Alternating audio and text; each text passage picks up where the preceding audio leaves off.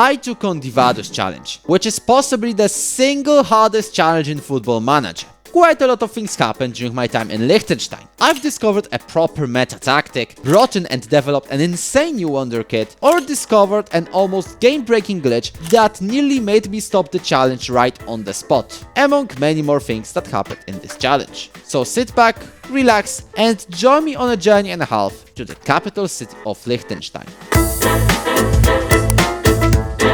But before we begin, you may also ask one very important question. Why did I take on the Vaduz challenge in the first place? And what makes it the hardest challenge in the game?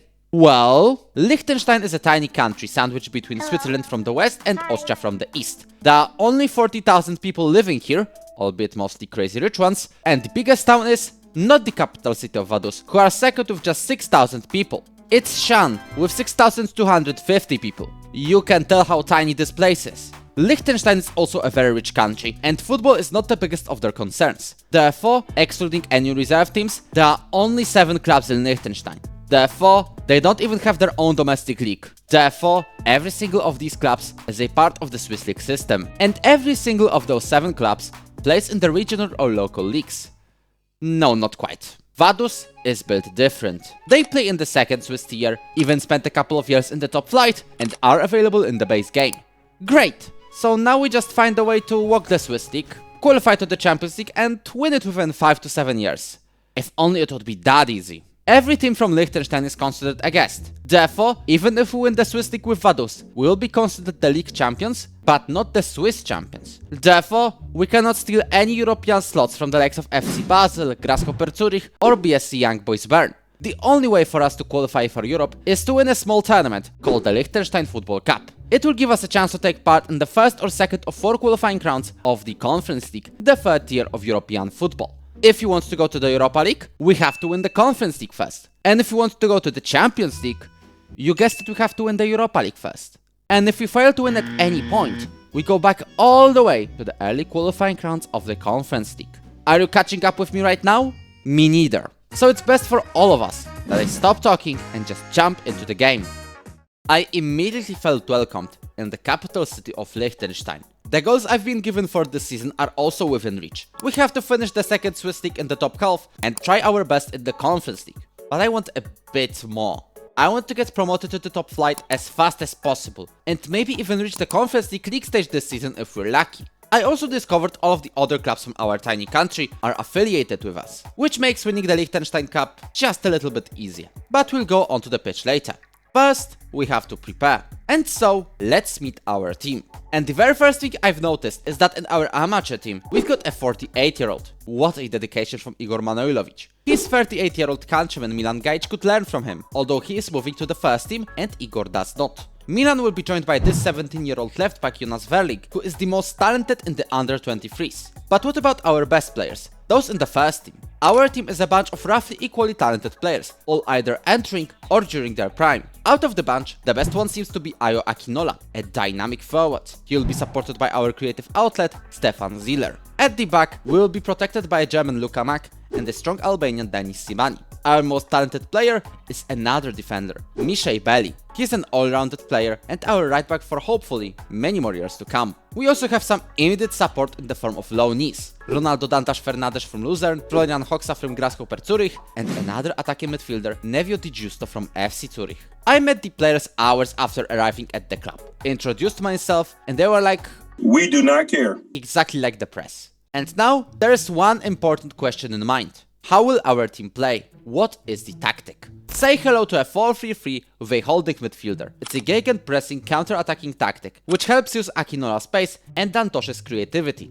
But what you have also noticed, our right winger's name is none, which means there is no right winger. We're also lacking some backup at center back, right back and defensive midfielder. This means we have to go to the transfer market. With €0 in the budget, and also 0 staff members to look for those players. So you guessed it, before taking any action, I hired coaches, including Steven Defoe, I hired scouts, I hired physios. I filled that backroom stuff as usual on my very first day. But how will I even make money? This is Javi Navarro. He was transfer listed by Vaduz before I even joined, so I just complied. He quickly found his new club, Recreativo Huelva, in the Spanish 4th division for 67,000 euros. But because of the registration rules, I could not sign anyone. So our right winger for now is Giovanni De Donno.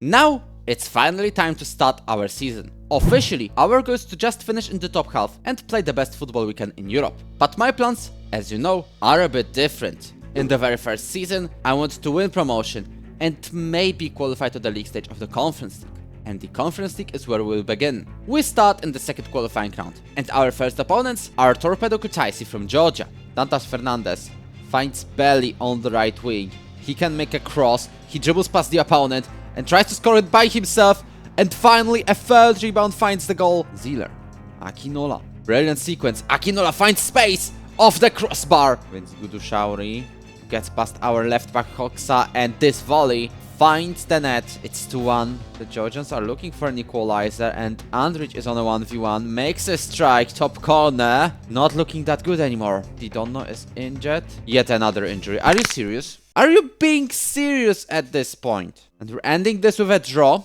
which I'm really disappointed about because we're leading 2-0 already. Thankfully, Lukamak only caught a small cramp, but Didonno was sidelined until October. And this makes things much more difficult ahead of the second leg. Belly makes a pass to Dantas Fernandez, who passes it to Sealer, who scores again just like in the first game. To Hustler, who finds some space to pass it to Campos, who doubles our lead. Not looking good. Creator does it again, and now does it for the third time. Torpedo are just one goal down again. Belly with a cross to Schweizer. And we should be pretty safe now. We stayed disciplined in the second match, and it paid off. We are now in the third qualifying round. Our next opponents, a much tougher opposition. The winners of the Slovenian Cup and last season's quarter-finalists, NK Celje, Shafran. Oh no, what a... Oh my days. He finds Kotnik with loads of space. That's going to be 2-0. Makes a cut inside Sturm, and Daniel Sturm completes a brace. The way we lost this first match was simply ridiculous. And because of that, only a miracle will take us to the fourth qualifying round. Finds Campos, who makes a turn, passes it to Zayler, who scores it. 1-3 in the aggregate right now. Schweizer makes a dribble, Eberhard, and this pass somehow finds Schweizer. There was a little bit of a mess in the box. It's 3-2. Hammerish launches Akinola on the right wing. This time he has a chance, the Canadian. To actually pass it back. Dantas Fernandez has been stopped by the keeper. We've given this adventure a go, but we just couldn't find that one crucial goal. We did the bare minimum of winning a single match though, so that's something for the coefficients. Now, it's finally time for the league. The second Swiss division is the league with 10 teams, who play each other 4 times. The champions win promotion to the top flight, and the runners-up go to a playoff against the second to last team from the top flight to fight for said promotion. The team at rock bottom is relegated. We're considered to be really strong candidates for promotion, but not the favorites. So let's prove the press a little bit wrong. We started our campaign the moment our rivals had 2 or even 3 games behind them, mainly because we were busy with the Conference League. Our first opponents, Stade Lausanne Ushi, who, spoiler alert, I mistakenly called Stade Lyonnais the whole time. Cuts inside, finds Di Giusto, who makes a pass to the middle. Campos has a chance, and he scores our first goal in the league. I'll have to change some instructions. Head of our next games is Eberhard. Cuts at the penalty area. What a strike from Misha Eberhard. Boch is on the left side, tries a cross, and Sartoretti gives hope to Stade Lyonnais. It wasn't the calmest win, but it was definitely a win.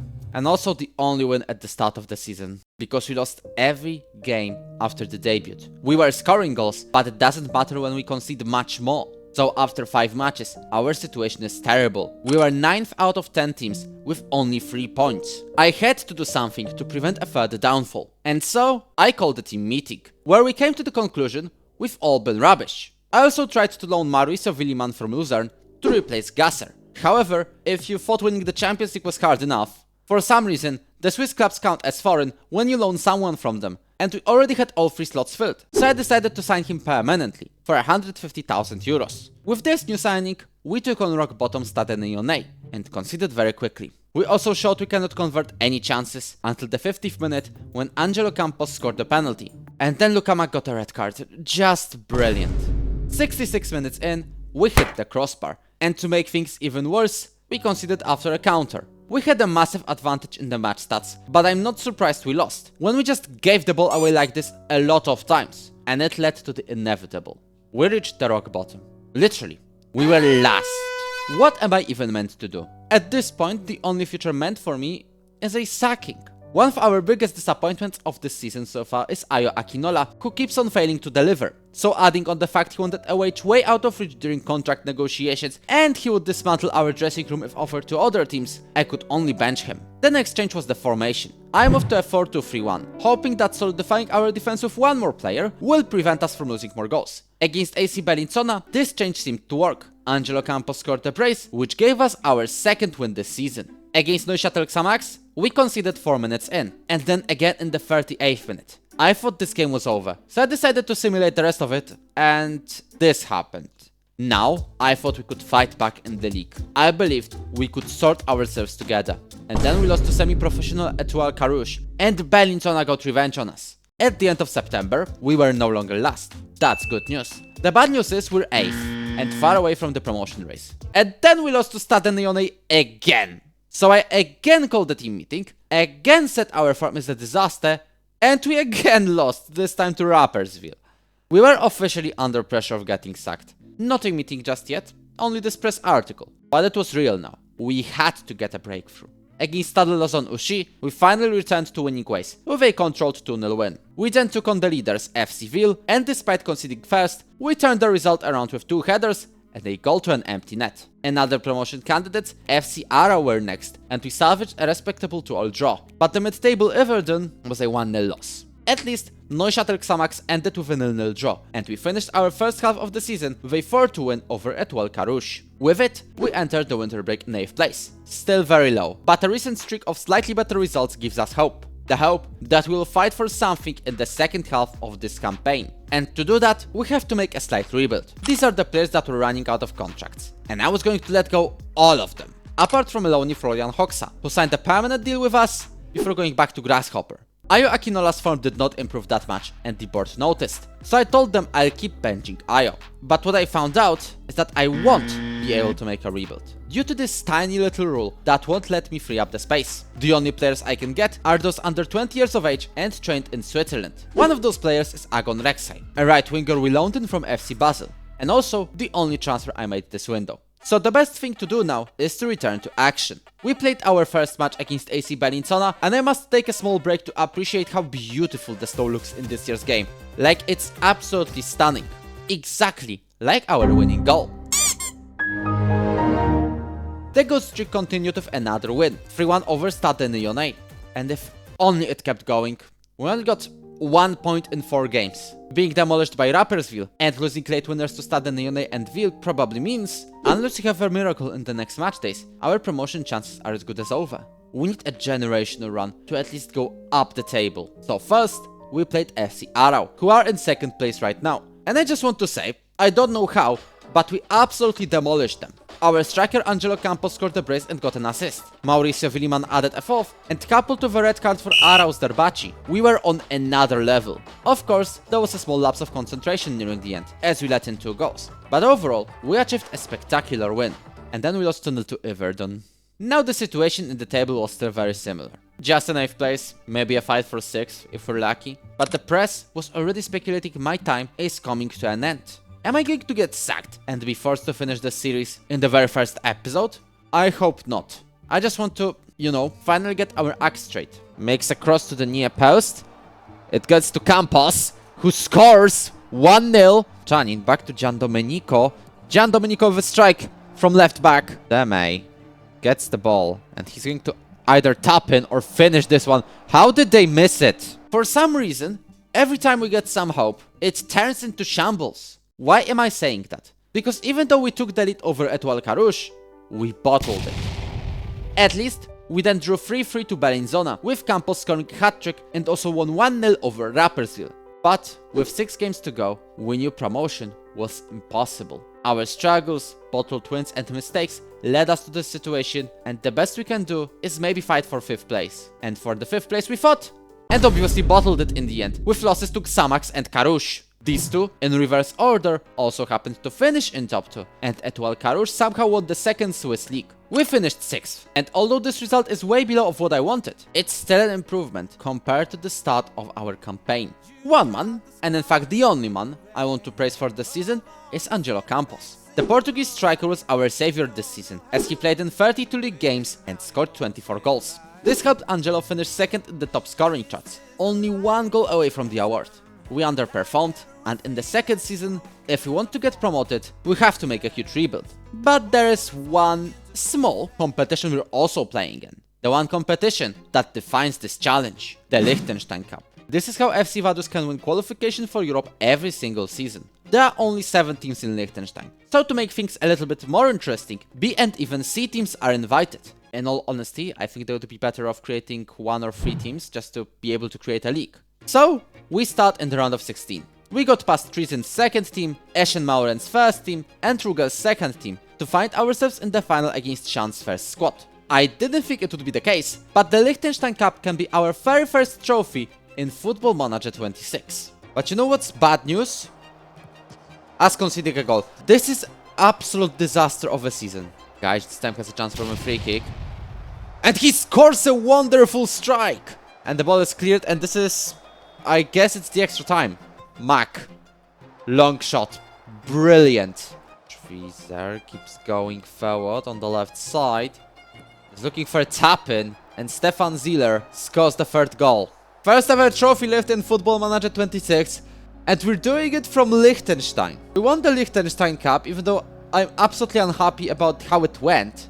But I guess we've won, and we'll be playing in the Conference League next season, so no disadvantages really. We may have won, but let's be honest here. It was expected from us to walk our way to this trophy. And overall, this first season was really disappointing for us. We wanted to get promoted, but instead, we underperformed a lot. But hey, at least we have a rebuild to make for the very next season. And it can give us a chance to get promoted in the second year. The goal in Season 2 is very simple. We want to get promoted. But then I looked at my squad planner for this season. Yes, we're lacking players. 7 of them are leaving at the end of their contracts. And all of the 3 loanees are returning to their parent clubs. And what's worse, we do not have a lot of funds to replace 10 players. 70,000 euros of the transfer budget and 3,000 per week on wages is by far not enough. Thankfully, thanks to a lot of players being released, it quickly made our transfer budget rise to around 600,000. So I resorted to signing free agents and loans. In terms of loans, I brought in 2 wingers. Jason Parente from Lugano on the left and Leard Kabashi from Grasshopper Zurich on the right. Also, what an introduction. On the free agent market, I brought in Simon Lüschinger, a central midfielder who returned to us after just a year in the Austrian side SV Bregenz. The other free agent is Gilles Richard, most recently a centre-back for Stade Lyonnais. I also signed Florian Hoxa as a permanent player from Grasshopper Zurich. And the only player I paid money for is a goalkeeper. Ovidius Schaulis from Virtus Entella for 70,000 euros. Also, in March before the season started, we had a youth intake. One of the more interesting players there was a central midfielder Frank Betts. Was, because he's injured. For how long? 15 months, I'm not even kidding. And with the transfer business covered, it's finally time to begin the season. We're starting with the Conference League qualifiers, which you can partake in thanks to winning the tournament that gives the only European slots from our country, the Liechtenstein Cup. Our first opponents are an Estonian outfit, Nõmme Kalju. And they also look like they are the only opponents, because Nõmme absolutely demolished us, scoring 4 goals in Estonia, and pretty much knocking us out before the second match even began. Oh wait, Gabriel De Donno scored it up in 12 minutes in. Oh wait, Angelo Campos scored a header 30 minutes in. And Marcel Monsberger added a rebound with 5 minutes left. At this point, coming back from a 4-goal deficit would be too good to be true. And it was. Nõmme's Tarasenkov scored a header from the goal line, and it led to the inevitable knockout from Europe. So the full focus is on the league. We want to get promoted this year. Simple as that. And the press gives us a fair chance of doing so, albeit we're not the favorites. We're starting this campaign with a match against Arrow. Fazdu now on the right side. And he makes a double tap in, it looks like. Schwiezer finds Parente in the penalty area, who's been stopped by Matic. Eberhard, Mack. Taylor. Fantastic strike from the middle, from 20 meters out. but I'm worried right now that Zukit is looking forward to making a cross and getting past Belly and fastly. Oh wow, what a miss. This match also saw the, quite honestly, unremarkable debut of Jamie Atangana. I loaned him from Servette in the top division of Switzerland, and I knew he wasn't going to be the only move I made after the league start. I also brought in a free agent on the wing, Yahia Soumare, and I also signed Julian Kouadio from FC Onsi in Ligue 2 for just 27,000 euros. I also had to say goodbye to Mats Hammerich, who wanted to go to a bigger club, and chose Castellon in the second tier of Spain. His replacement? Probably someone even better. Freddy Carlsen for just 90,000 euros from Ingolstadt. Did it lead to any better results? How do I say this? We only won for the first time in the 5th game of the season against Neuchâtel Xamax, and it started a massive streak. We quickly proceeded to win the next 4 games. During this first round of games, we jumped from 9th to 2nd in the table, and I hope you won't stop there. After a 6-1 demolition over Stade Lazan Ushi, we were neck and neck with Arrow and Everton. And it was time for the second game of the season against Arrow. Win and we will take the lead, as we send the long one to Angelo Campos, who heads the ball, gets it forward, off the crossbar, and the goalkeeper got an assist. He's on the left side for Arrow, and he is the one looking for a cross. Right, still going solo. And Luka Mak kicks it into his own net. And straight gets past our right back Kouadio and scores instantly. Straight is absolutely cooking us on the left side. And now he makes an assist, and let's score the third. We wasted a huge chance to take the lead of the second Swiss league, and it led to a spiral, with more losses, this time to Bellinzona and Rapperswil. It took a comeback from a 2-0 deficit to finally score a point at Neuchâtel Xamax. We finally won against Winterthur after 4 winless games, and then it took us one more draw and they lost to win again, this time against rock bottom Schaffhausen. It didn't stop us from dropping down to 6th place by the winter break. If there are any positives, it's that the gap between us and the leaders Bellinzona is just 9 points. Our transfer window started with Misha Belli going to Lausanne Sport, because they paid his release clause. But I also decided not to sign anyone. We did not have any space for new players anyway. And so, let's return to the pitch and maybe finally win that promotion. Our first opponents after the winter break were Stade Lausanne Ushi, who are just behind us. And it ended with a 0-0 snooze fest. How do we even want to get promoted with this result? And with another loss, this time to Arrow, we were 6 points behind 5th place. I don't want to be stuck in this position. I want us to go up. But it looks like yet another season goes to waste. I got some hope with draws against Bellinzona and Rapperswil, as well as a win over Arrow.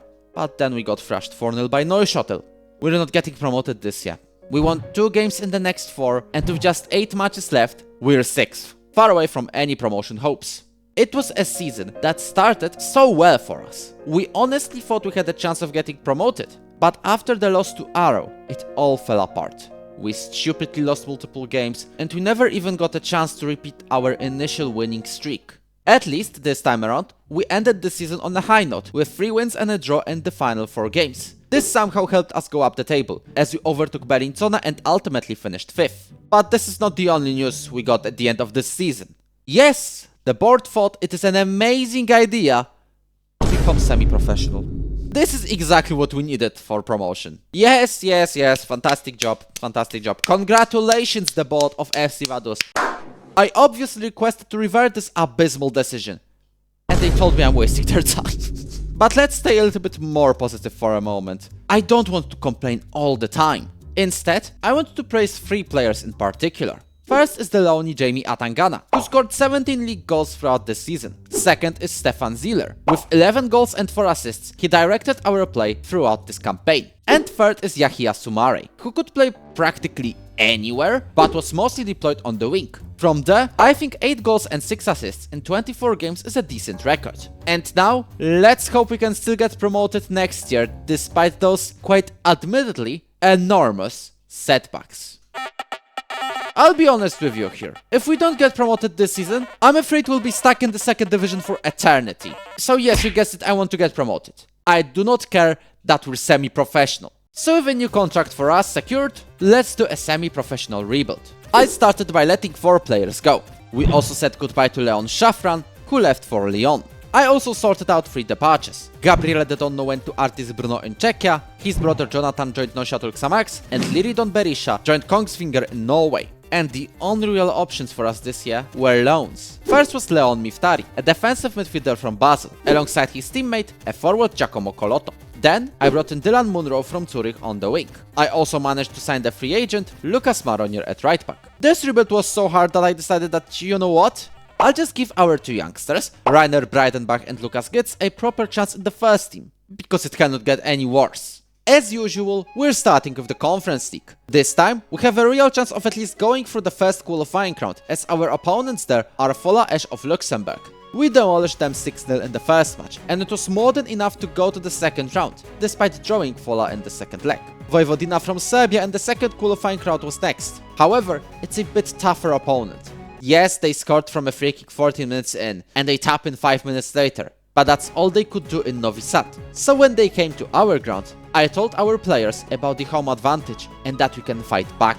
Sichenie wins the ball back, but Hoxha gets the ball. Mack, Carlsen, the ball goes back to Eberhard. Nikolic. Niepo's delivery, and Stanislav Lievich gives Vojvodina the lead here. Hoxha still going on the left wing. Makes a cross, and Munro wins the header. Gets the ball to Munro on the right wing. You can cross it. He makes it. Carlsen has been blocked, but Lukas Gitz has the chance. No, he passed it straight to the opponent. Cuts inside.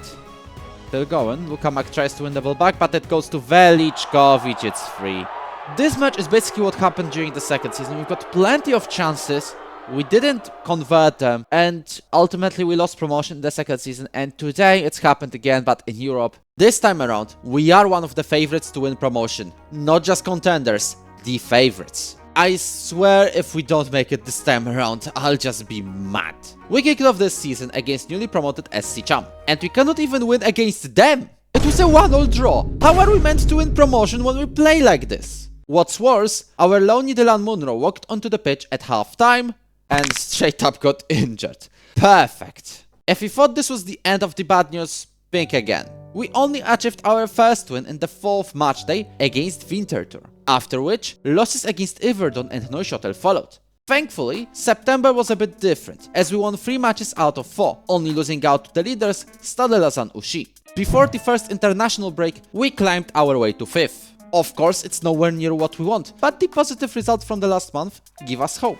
And this good run keeps going. We added 3 more wins and a draw, which meant we jumped to 3rd ahead of the match against Iverdon, which we lost because their striker Varol Tassar scored a hat-trick. In a match we had some advantage in. I genuinely hope this was just a small mess up and will return to winning ways against Neuchâtel Xamax. I accidentally started Lukas Gitz instead of our main striker Colotto, but I guess this accident was a good one, because Lukas started this match with an assist. However, as usual, we let the opponent score from an easy cross. But still in the first half, Yahia Soumaré had the ball on the left side. A couple of passes in the middle later, he made an attempt from outside the area and gave us the lead. Neuchâtel had a major advantage on the pitch, but they couldn't score a goal from it. And nearing the end of the match, we won a penalty, which Luka Mack converted, and it led to a massive win for us. We then added a win over Bellinzona, and right before the winter break, it was time to take on Stade Lausanne Ushi, who are right now in 2nd. We're only 3 points behind them, so a win will do us a huge favor in potentially joining a promotion race. Zayler, he gets Campos on a 1v1, and we take the lead over Stade Lausanne Ushi. Bro, what a trick here, what a skill. And Munro makes a pass to Carlsen, who scores the second goal for us. And can do something about it, Munro. Zayler gets to it, makes a pass to Carlsen, who can score the brace, but I think it's offside. This victory gives us hope that we can finally get promoted. We're entering the winter break level on points with our most recent opponents. 4 teams are fighting for promotion, and we're finally one of them. And I also have to credit our new tactic a little bit here, that I started using since the first winning streak in Season 2. Originally, I was using a 4-2-3-1, but constant domination of the midfield from our opponents led to me making a switch to a 4-3-3. These changes work, sometimes, and I won't form a definitive opinion because our form is still way too shaky. This isn't the only thing that changed throughout our stint in Vaduz so far, because in November there was a club takeover. Gianluca Braillard took charge and became the president, but as you might have guessed, it's just a promotion from within. And you also might have guessed, yes, I asked Gianluca to make the club professional again. He said no. He's going to be surprised when he finds out we're promoted, I guess. I made no transfers in the winter, as I believe our squad is good enough for promotion. I mean, it has to be at this point. And so, we got 2 wins in 5 matches. What a way to start the spring. To make the situation even worse, we got 1 point in 4 games. Yup, you may have already guessed it. I don't think we're getting promoted, even though we are still somewhat in the promotion race. But I'm not surprised. Every single time I start to believe in promotion, we just keep messing up. No matter how many team meetings I hold, and no matter how much I make sure to keep our morale high, we just keep losing. We got a total of 16 points. Let me remind you, 16 points in 18 games. No chance we're getting our dream promotion with this, and you're right. We finished 5th. Again. And what's worse, we are awaiting another shakeup of the squad. Some of the players I want to keep have their contracts expiring, and none of them want to extend those deals. Thankfully, there was one piece of good news. The youth intake, which had 3 insane talents. A winger Luka Wachter, a striker Martin Hartmann, and another winger Stefan Walser. Oh, and Marko Krivokapic also has some potential. Another news is that we won the Liechtenstein Cup as usual, but I honestly don't care. I do not care because we failed to get promoted for the 3rd time this season, and we're still semi-professional. Oh man, we need a breakthrough as fast as possible. It cannot come soon enough. I want to finally get that precious promotion. The situation is so terrible that the board decided to make our club semi-professional after the 2nd season. But this is also a blessing in disguise. The players, whose contracts were running out, now want to stay and make their wages much lower, or even go to a non-contract deal. This is brilliant news for us. This means more budget for potential transfers. Like a loan of Olivier Mamba at left back. He replaces Malik Sawatoko, who travels to Turkey. Or Sandro Vis, a striker who we loaned from Luzern. I also made a transfer I paid for. Sergio Rodelas is our new right winger from Pisa for 110,000 euros. The final replacement? Fredrik Karlsen went to Górnik Zabrze for 170,000, and I replaced him with a loan of Denis Dos Santos from Servette. And now, let's begin the 4th season. Hopefully, the last one in the 2nd division. Because, check this out, the board suddenly decided to make this club professional again. Let's go! It took you a whole year to realize where you went wrong! Okay, but now it's time for the Conference League, where our first opponents are Dynamo Brest from Belarus. And we conceded. At least it was a goal of the year. We equalized in the 2nd half though, and could go to Gdynia in Poland, level on goals. And in Gdynia, we again had a draw, saved by Angelo Campos' solo run. This meant a penalty shootout, and as usual, we were the better side throughout an entire aggregate, only to lose it in the 6th round of the spot kicks. I just have to say it, we are far better in most of our games, but we just cannot score goals for some reason. I hope the league will not be identical. So let's start the season, which I hope will finally end with a long-awaited promotion. We're literally predicted to be in the promotion race, and half of our squad is in the Media Dream 11. It has to happen at some point. We start our 4th campaign in the 2nd division against Etoile Carouge, and despite a huge advantage, it was a victory, but a hard-fought one. Partly because we let their striker go behind our defensive line and score. Goals from Gilles Richard and Sandro Vis saved this match and started this campaign with a victory. And now it's time for a quiz. Take a look at the stats from one of our matches. We're the ones in grey color here. What you can see is a huge advantage in possession, shots, corners, basically anything you can think of. And now, guess the result. Yes, we lost 3-0 to Winterthur. We are dominating our opponents in practically any game you can think of. It got to the point where I started using some radical defensive instructions, which are some of the best in Football Manager 26. I have to make it clear though, I did not download anything, but I cannot say I didn't have the temptation, especially when we get 8 points in 7 matches. Now I was getting ready to make an experiment, to see how many attempts it will take me to win over Neuchâtel Xamax. I wanted to duplicate the save, then go to my usual save and play a game there, save it so you don't accuse me of save scamming, go to the duplicate, and just keep simulating it until I win. And in how many of these games I'm going to have the advantage in? But FM26 of course ruined it. We won 3-0 for some reason. But then FM26 ruined our experience again, with a loss to Rapperswil. You guessed it, in a season in which we want to finally get that promotion, we're 7th, losing 10 points to Servette on top, and it's only 9 games in. At this point, can we even wake up, win the next couple of games, and keep the promotion hopes alive? I mean, what just happened here? We went on a run of 10 unbeaten games, 9 of which were in the league. Out of those 9 games, we won 7 and only drew 2, one of which was against the leader Servette. We also grabbed another win over Neuchâtel, but the highlight of the bunch is the demolition of Winterthur, against whom Sandro Wyss scored a hat-trick. Somehow, coming into the winter break, we're second in the league, 2 points ahead of Neuchâtel, although for now, winning the division is unlikely. Servette are also on an unbeaten run of 9 games. But remember, last season we also had this type of a run coming into the winter break, and it ended in disaster. So we have to make sure this slump doesn't happen again. Usually, we only have 1 or 2 friendlies before the winter break ends. Now we've got 3, and 2 of them are against lower tier sides, so we can put our morale in order from the get-go. And I hope these results will help. I also made the decision not to make any transfers. I spent the money on contract extensions instead. And that's despite Górnik Zabrze being desperate to sign Stefan Ziller. But despite them bringing €500,000 to the table, I had to say no for now. And I hope we're finally prepared and ready to push for that promotion we desperately need. And guess what? We actually started the spring strong, with wins over Ville and Etoile Carouge. But now it's time for a crucial match against the leader Servette. This is the match that will bring us into the direct promotion fight, provided we win it. So obviously, we started by conceding a goal. We were then insanely lucky not to concede again. And then indeed conceded again, all within 10 minutes. Thankfully, still in the first half, Sergio Rodelas managed to score for us, before getting injured, that is. In the second half, I told our players to go all in. We were pushing, but we did not find an equalizer. Servette defended well and stopped our insane winning streak.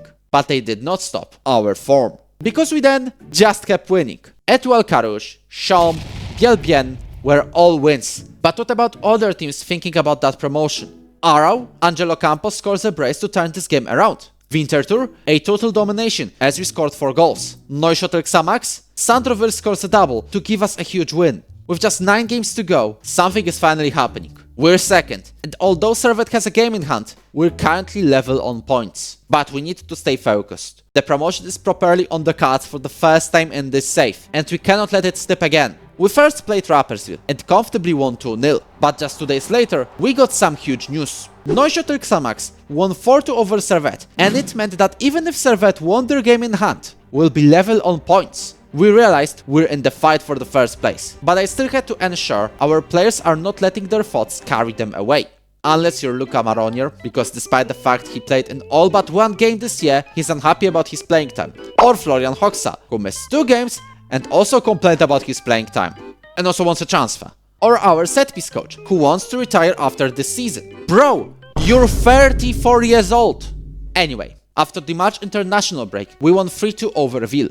And got a complaint from Servette, because we allegedly played Delony dos Santos outside of his role, then put him in the correct role, got another complaint, and just a day later, they're suddenly happy. You just witnessed some football manager heritage. But the other thing to do with Servette is that they just lost 2-0 to Etoile Carouge, and we're in pole position in the promotion race. And we're 5 points ahead of Servette, who are also our very next opponents. He makes a turn, Campos cuts inside, makes a pass to San... Oh wow, what a miss. What a miss. Back to Campos. Wyss. He found Rodelas and Wyss gets into space. And he scores. 3rd time is the charm. And we finally take the lead over Servette. Oh wow. It's actually happening. And what's even better is that next week we demolished rock bottom Chaume. And Servette only drew FC Ville. We're in a 10-point lead. And if we win against Arau and Servette drop points, we will finally be in the Swiss Super League. Campos gets the ball forward to Wyss, who found plenty of space. He's on a 1v1 against the keeper. He wins the ball, gets to Schwiezer, who heads it to Campos. Campos gets a rebound. Wyss is still going, and this time he has a solo run. Makes a 10. They pass to Campos. Marone gets the cross to Wyss. Barry with a cross, and Taui with a consolation for Arau. Enjo with a cross, and Ferry wins the header. Gets the ball forward to Wyss. Can we score the 4th? Campos! Oh, that could have been a 4th. Ferry still going. With a cross to Barnier. And he wins a penalty. Oh no. Afri Barnier has a chance to make a huge equalizer for Arau and keep their promotion hopes alive. It's only in the hands of Ovidius Šaulis, who saves it! And we will win this match pretty much.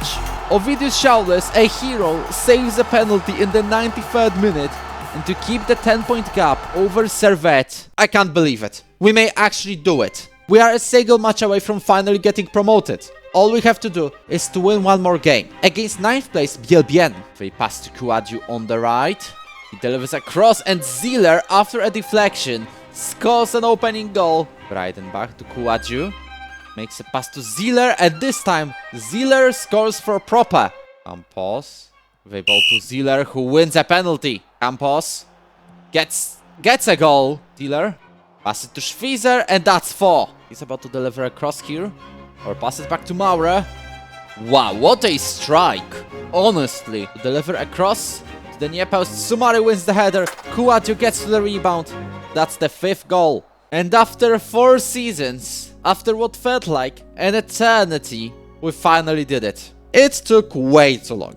It took 3 seasons of being considered promotion favorites, changing the tactical instructions, way too much struggle, and literally turning semi-professional at one point. But we finally did it. We're in the top flight of Switzerland. We overtook Servette to get there, and they got bitter about it, so they recalled Denis dos Santos from a loan to us. We also added a win in the Liechtenstein Cup, obviously, and in the league we received a guard of honor from Winterthur and defeated them 1-0. After this game, I decided to give an opportunity for our youngsters, and they also delivered. They 1-0 win over Neuchâtel and a 5-1 demolition of Rapperswil. We ended the 4th season with 85 points in the bag, and the top scorer award for Sandro Wyss, who ended this season with 23 goals. Partially thanks to the runner-up Elias Filej, leaving to Korona Kielce in Poland in the middle of the season. And we're finally in the top flight of Switzerland. But we're not in an ideal situation to just fight straight from the get-go. Many of our players are not ready for the challenge of the top flight, or are either approaching or in their 30s. This means if we want to stay up safely, we have to overcome the obstacle of zero transfer budget and make a rebuild so that our stay in the Swiss top flight lasts longer than a single season. We're now entering the division dominated by the likes of FC Luzern, Young Boys Bern or FC Basel. This is the challenge that is much harder compared to the second division of Switzerland, so I'm not having high expectations. I just want to ensure we stay up safely before we think of attacking the Swiss League title or the European League stages. I started preparing for the new division right after the promotion celebrations. I knew that some players aren't ready to take on the top flight of Switzerland, or their contract is running out, or they are approaching, or in their 30s. But I don't think we're going to build a squad with precisely zero transfer money. But look, we also have 54,000 in wages. A few adjustments later and we suddenly can spend 1.5 million euros. That is insane money compared to the second league. We can also scout players in the entire world now. So of course, I capitalized on the new slots opening up in the recruitment team. They will look for quite a few new players, as I'm about to bring in about half of the squad. But the first question is, who did I let go? Florian Hoxha started his new chapter in Romania, Julian Kouadiou landed in Poland, and Yahia Sumare went to Turkey. And who joined? We had 5 people join us in a single day. At left back, we have Antonio Jakir, whose contract with Istra from Croatia ran out. At right back, Matija Rizzo joined from Zurich for just 140,000. In the midfield, Dorian Derbaci joined from Arrow for 350,000. On the left wing, we have the most expensive transfer, a sweet Elias Pilström, who joined us from Lugano for 850,000. And up front, Caio Eduardo became our new permanent striker, after his contract with Basel ran out. Finally, after so many strikers on loan, we have someone for proper. We completed the final signing a few days later, with a goalkeeper in Michal Kukuczka. The squad, surprisingly, was completed at the start of July, and now we could focus on what happens on the pitch. We're starting with the Conference League qualifiers. Our first opponents were FK Ritere from Lithuania. We comfortably won 4-1 at home and 3-1 away. This promoted us to the second qualifying round, where we took on Sabah FK from Azerbaijan. In the first match, we got a 2-2 draw, and in the second, Caio Eduardo gets to it. He makes an attempt, this time he scores and it is valid. Who looks for a second goal or maybe an assist to Ziller. Pilström gets the ball, and he is the one to score the second, although it counts as Steve Solvet's own goal. Eliev making a dribble and scoring. Isayev sends it into the area, and Solveig, who scored the own goal, now equalizes for Sabah. Loses the ball to Breidenbach. Caio Eduardo is on the middle. He gets the ball to Campos, who can score this winner. He does score a winner. Angelo Campos does not disappoint us yet again. For the first time in this save, we eliminated 2 opponents in the Conference League qualifiers. This feels like a breakthrough, and it could really become a breakthrough and a half, as long as we get past our third opponents. Wisła Płock from Poland, looking for a cross to Zayler. Wachter has a chance to make it a rebound, but decided to take control of it with back to goal. Breidenbach with a strike. Ivo Kapic sends a long one to Angelo Campos, who has a chance to open up the scoring, which he does. It is a victory, but it's a narrow one, so we have to watch out during the second leg, who will send it long to Lang. Lang makes a pass to Breidenbach, who's been stopped by the keeper. Iversen with a save here. Gets passes it to Pilstrom, who's on a 1v1, stalled by Iversen. Gone for a solo run in the wing. Makes a pass to Stahlbach. Very low shot, very slow shot, but it finds the net. We're in the final qualifying round of the Conference League for the first time in the Vaduz challenge. I was so focused on preparing for life in the Swiss top flight that I did not account for this to happen. But we're just one step away from making it to the European League stage. So as we enter the pitch for an aggregate against Viktoria Pilsen from Czechia, let's make a sensation. He delivers that to the near post. Pence the ball hits the crossbar, but it goes back to Wachter, and Durosinmi gets the ball on a 1v1. He's against our keeper Schaulis, who makes a fantastic save. Pilstrom still has a chance, gets past one opponent to opponent, and this rebound finds the net. Pence with a blunder. Urash. Oh, that is a nice goal, honestly. We got a draw against Viktoria Pilsen. Even though they'll go all in the second leg, we got a massive draw. Skóraś has plenty of space on the right wing. He's got no one to cross it to. Now he's got Durosinmi, or tried to score it by himself. Jakir gets a chance, gets a strike. He gives us the lead over Viktoria Pilsen. Rodelas gets the corner that makes secure our win. As Caio Eduardo scores, it's 2-0 for us. Loses possession. Now who's there to secure us at the back? There are 2 people. There is Lichinger. And then Anas Hoy gets the ball. He passes Maronie. And now gets it into an empty net. Breidenbach to Jakir on the left. He gets it to Eduardo off the crossbar. Cavilla tried to make a shot from distance as Skóraś gets to that ball. And Anas Hoy, well, he passes to Ture. This is something I completely did not expect. Not now, at least. But somehow, we completed the first major milestone in the Vaduz challenge. For the first time in this save, we're in the league stage of the Conference League. And what's more, the fixture list gives us a fair chance of making it to the knockout stages. I think we can win a match against the likes of Astana, Hamarby or Skendia. Can we make it past the league stage? You'll find it out later in this video, because now it's finally time to take care of the domestic league. We're in the top flight of Switzerland, and I guess it's a good time to finally start our first ever campaign there. I have decided to opt for defending deeper into our own half and rely on counter-attacks, so that we can fulfill our goal of simply staying up in the division. Something the press gives us a good chance of doing so, and our ambitions are going to be verified instantly, because our very first opponents are FC Basel. Yes, one of the 2 strongest sides in the country. Who is on the right wing, gets past our winger Pilstrom. Otele wins the header, which finds the far post. And I'm afraid he's about to make a cross or just get past 2 of our players.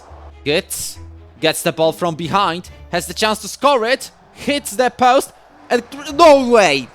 From a rebound, mate! Gets the ball to Lebonze, passes it to Salah. Lebonze hits it and ends our hopes of at least getting a draw in this game. I'm quite happy about the way we could fight FC Basel, because there was genuinely a potential for a draw here. We could have easily gotten a draw here, but I guess it is what it is. Just a week later, we won our first game in the top flight. It was a 3-2 victory over FC Zurich. But at the start of this season, this was also our only victory. Sure, there were draws against Sion and St. Gallen, but another loss, this time to Lugano, shows we still have a long way before we become Swiss League title contenders. We're in 9th place after 6 matches. And the situation isn't too great with BSC Young Boys Bern, the most dominant side from Switzerland in the save, being our next opponents. Pusic, he's got the ball on the right wing, and he may be the one opening up the scoring or assisting it to Koniecki. Amduni, wow, this ball somehow got past our defender. Joel Monteiro went to it. Monteiro, the ball gets to Pusic. Pusic has been involved in plenty of chances today, and he finally gets his own goal. Caio Eduardo tried to win it. Pusic loses possession. Rodelas gets to a chance. Gets past one opponent. Far post strike. Monteiro still with a pass to Amdouni, who hits the post. Rizzo looking for a cross to Campos. Oh no, he hit the post. We are so close from getting an equalizer. Eberhard tries to win it back. We may have lost, but we showed that we aren't without a chance of doing well this season, which we didn't prove by losing to Zurich and getting dangerously close to the relegation zone. Thankfully, we sorted ourselves out right after the international break. We achieved wins over Thun and Yverdon, and also got draws against Grasshopper and Lausanne Sport. Of course, our form wasn't ideal, as Basel, Lugano or Luzern were too strong for us, but we did get a share of nice moments before the winter break. The highlight of the bunch being a 5-0 demolition of now rock bottom Grasshopper Zurich. Coming into the winter break, we're 8th. Obviously, we won't win the title this year, and even thinking about a top 6 finish is a bit of a stretch. But overall, it's about what I wanted and expected. Regardless of our form, which was mixed during this round, the boards at Antalyaspor or Royal Antwerp looked at our performance and thought, we could sign this guy as our manager. Turkey and Belgium are definitely one of the more interesting directions for a save, but it's not happening in this challenge. I rejected these offers instantly.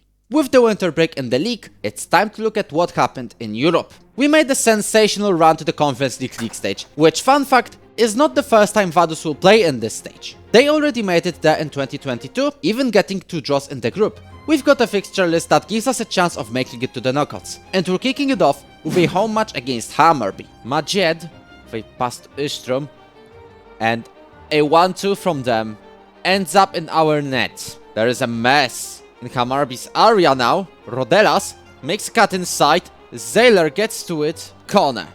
Near post. This time it goes to Eberhard, who gets a rebound. We keep having advantage and we keep losing, and Hammarby is having a chance. And Lindberg will get to the second goal. Maronier gets a chance.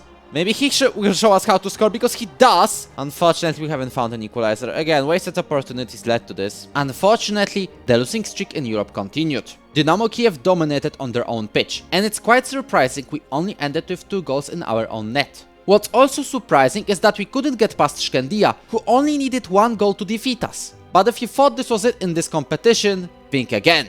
Alvercasat are from Portugal, a league much stronger than the Swiss one, and we still found a way to beat them 2-1 in our stadium. To make this campaign even more bizarre, Stade Rennes got absolutely FM'd, as despite 17 shots to our 3, the match ended with a 0-0 draw.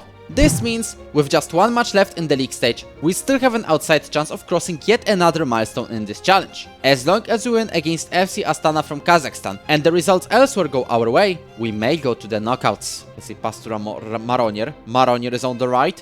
Can make it a goal. He scores a goal. I thought he was going to make a tap in. So far, we've taken the lead over Astana. If we don't win, looking at the table is worthless. Belotti gets a chance on the 1-1. He was offside. 100%. It is. Reitenbach. Campos gets the chance and he scores. 2-0. It's pretty much done. And so far, nothing seems to change. And let's look at the table. We're in 23rd place. And you know what does it mean? It means somehow, out of nowhere, we made it to the knockout stages of the Conference League. How we pulled this off is something I do not understand. I maybe expected a single lucky win, but somehow, through the back door, we made it to the Conference League knockouts. We just crossed yet another milestone in the Vaduz challenge. And guess what's next? Actually, winning the Conference League, which is much harder than just getting a slot in the top 24. But before anything, let's go through the winter break and the winter transfer window, which I knew one thing about. With a negative wage budget, we cannot really expect to make any moves. It wasn't looking good, but thankfully, the board accepted our request to slightly raise it. This allowed us to sign a midfielder some of the OGs of this channel may have heard of, a Czech midfielder Sebastian Kofi, who came as a free agent from Příbram. It's not the first time we meet this man, as we once signed him when trying to build a nation with SFC Opava in Czechia. Full movie in the top right. Sebastian was the only transfer we made this window. I also tried to orchestrate a return of Misha Belli, whose contract at Lausanne Sport is running out, but we simply did not have the money, and that's despite him terminating the contract there. I wanted to sign him, I just couldn't. So we went back to the pitch and decided our favorite activity is not playing football, it's drawing because we started with 3 draws in 4 games. It would be 4 in 4, but against Thun, in the 94th minute, Niklas Lang decided to score a winner. Unfortunately, we then lost 1-0 to Grasshopper and got demolished by both Luzern and Lausanne Sport. By the end of February, we're 9th. Currently we're safe, but if we don't sort out our form, the situation may quickly turn precarious. But before we jump into the final games of the league, there is one elephant in the room we need to address. Yes, I'm talking about the Conference League knockouts. We managed to sneak into the top 24 in the league stage, meaning we get to play in the knockout playoff round. There, our opponents are Raków Częstochowa from Poland. Bertie sends it long to Zale, who has a brilliant opportunity in this 1v1. He had to score it out of this. We're looking for an equalizer, and it's a good chance to do it now. Pirstrom is on a 1v1, has been blocked however, and it to Sek on the left. Now Raków are looking for a second goal, which finds the way after a rebound. Tommaso Berti doubles the lead for the Polish team. Mac. Eduardo wins the header, and although it finds the net, I do not want to say it was a goal because it could have been offside. It probably was. It is, indeed. He's on the left and can recycle the ball. Back to Zayler. Zayler hits the post. Caio Eduardo has a chance to make it into the rebound. Ibrahima Sek, Tommaso Berti makes a cut inside, looking for a brace. That was a nice goal, I have to say. Fornalczyk gets the ball to Berti, who makes a cross. It's 4. Fornalczyk delivers across to Sabak, and indeed, it's a 5th goal. That was a proper demolition. There's still one more game, so let's see what happens in, I believe, Sosnowiec, as Rakow's throw-in goes to Amaro. He makes a pass to Fornalczyk. Berti! Brilliant ball to Misha Eberhardt, who is on the 1v1 with the defender, now with the keeper, and equalizes the match. What a year it was for us in Europe. I would be very happy with just wins over Ritere and Sabah, but we somehow made it to the league stage, and did not even stop there. This kind of performance is perfect for us to catch some momentum, and it may help us go further in Europe in the near future. But first, we have to finish our league season. The top flight of Switzerland is a bit of a weird league. In the regular phase, we play every team 3 times, and only then we get the league split into the 2 groups of 6. There, we play the other 5 teams once, and then get the final table. Our goal for this season is to simply stay up, but let's finish higher than 10th, the last safe slot. But it looks like, if anything, we will finish exactly there, as we lost 1-0 to FC Zurich and then got demolished 6-1 by Young Boys Bern. Without a win against Iverdon, our situation would turn very dangerous. So obviously, we scored the very first minute. However, a penalty for Iverdon would make things a bit more difficult. Fear not, however, as in the second half, we also got a penalty of our own. Luka Mak converted it, and we finally won a match in the league. We followed that up with wins over St. Gallen, FC Sion, and quite sensationally, FC Basel. With this good run of form, we found our way to 7th, the highest place that does not make you go into the championship group. We are also 12 points ahead of Thun in 11th, which means we're pretty much safe and will stay up for the next season. We did not get our form right in the relegation group though, only getting a dominant 5-1 win over FC Zurich. Other than that, it was draws against Iverdon and Thun, and losses to Lausanne Sport and Grasshopper. This was enough to finish the season on 9th, level on points with Lausanne Sport. And this was just about what I expected from this season. We were never in danger of going down, but we also could not expect anything more than just simply staying up. To round up this season, the Jofentech had one player that stood out above everyone else, the goalkeeper Emre Meyer, who I hope will be a part of the first team within a couple of seasons. This was a decent season in Switzerland, but the story to remember was our Conference League campaign. Somehow, we made it all the way to the knockout playoff round. And because of that, for the next season, we have to make a decision. Which competition will we prioritize? Are we going to focus on becoming a top force in the league? Or is it time to chase more deep European runs? I want to build up on the momentum we built in the previous season. I want to either go to the Swiss League's top half, or qualify for the Conference League knockouts again. I will be very happy with at least one of those. So let's prepare. The question is 400,000 euros a big enough of a budget? Well, I guess it's enough to sign a decent free agent or two. We said goodbye to Luka Maronia, whose contract expired, and in his place, we finally reunited with Misha Belli. We also said goodbye to Angelo Campos, who went to Hungary, and Simon Luschinger, who got a loan at Floridsdorfer AC. This allowed us to sign a new winger, Matthew Delpy from Servette, for 600,000 euros. I did not make any more transfers, which could disrupt our chances of repeating the miracle of the previous season in Europe. But I guess, to find out if that's the case, we have to enter the pitch. And so, we started with the first qualifying crowd aggregate against UNA Strassen from Luxembourg. An aggregate we won, after 2-1 wins. Next was Urartu, who managed to get a 3-all draw at their home. Thankfully in Liechtenstein, Elias Pilström and Luka Wachter scored a goal each, and this was enough to go to the third qualifying round. Against LC Strasbourg from France. We could get a draw against Stade Rennes in the league stage last season, but this time around, I think we'll need more than just luck to progress. Belly is in the area, passes it back to Rodelas, Drabaci again, and now he needs to make a tap and Rodelas has been blocked. Assignon, Muleka has the ball on the right. Back to the right wing back, Breidenbach, he gets past the defender Assignon. Makes a tap into Gitz. Chilwell clears it off the line. We got the ball to Yakir on the left. Gitz has the ball, makes a long shot. No chance of that going in. I mean, is there a big chance for us to make it the fourth qualifying round? All I can say is, let's find out. Caio Eduardo did not even bother winning this header, but it was a smart move because he won the ball back very quickly. Makes a pass to Rodelas, who's again on a 1v1 against the keeper. We take the lead over Strasbourg in the Conference League third qualifying round. Valentin Barco with a cross. Delpy kicks it out long.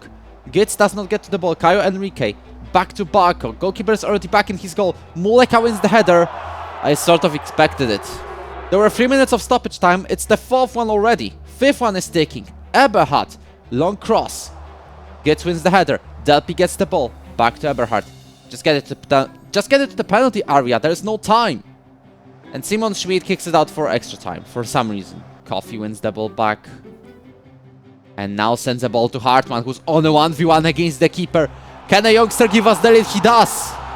That was a good intention, but it still ends up by Muleka's feet. He misses it. What just happened here? Did you just see this right? He missed the goal completely and then managed to score. He's so lucky that was a post. He's so lucky that it was a post. That's from goal. Simon Schmid there, but oh no. I just do not want to say anything. We just wasted we just wasted a generational opportunity. It's done. We are so close from making it to the fourth qualifying round and then the league stage. But no, we cannot focus for the extra time. So let's move on to the league. This time around, our predicted position is 11th. 11th is also the place that ends up with the relegation playoffs. And I want to avoid it as we start our season against FC Sion. In this match, we started by conceding a 1v1 in the 13th minute. Thankfully, Misha Belli scored his first goal after returning to the club. It was a tap-in, but at least it was a goal. Unfortunately, Theo Berdaes struck again in the second half. Fear not, because Elias Pilström managed to score an equalizer. It was offside, and because of that, we lost our season opener. After that opener, we saw more transfer activity. Stefan Ziller left us for Ankara Gucu for €500,000. He was followed by Elias Pilström because Lyon matched his 1.4 million release clause. Fun fact, just half a year later, Elias went to Empoli. In their place, I wanted to sign Junior Zay, but as you can well and truly see, he chose Servette. So instead, for just €85,000, I signed Maciej Zeman, a Czech winger from Jablonec. Alongside him, we also signed Mohamed Sliti for just €90,000 from Tunisia and a Belgian free agent Kazim Olaigbe. I also made the signing in the back line. I finally signed Christophe Lebail from FC Ville for €1 million. I have scouted this man for a good 2 or 3 years now, and we finally made the deal happen. And finally, we have a squad that's prepared. Despite the board making it difficult and not letting me move hundreds of thousands in wages to the transfer budget. That's how we missed out on William Martin from Servette, for example. But did the new signings that came in help us start well? We won our first match against Stade Lazan Ushi, but you won't believe it. It was our only win under the first international break. And because of that, you guessed it, we're 11th with only 4 points in the bag.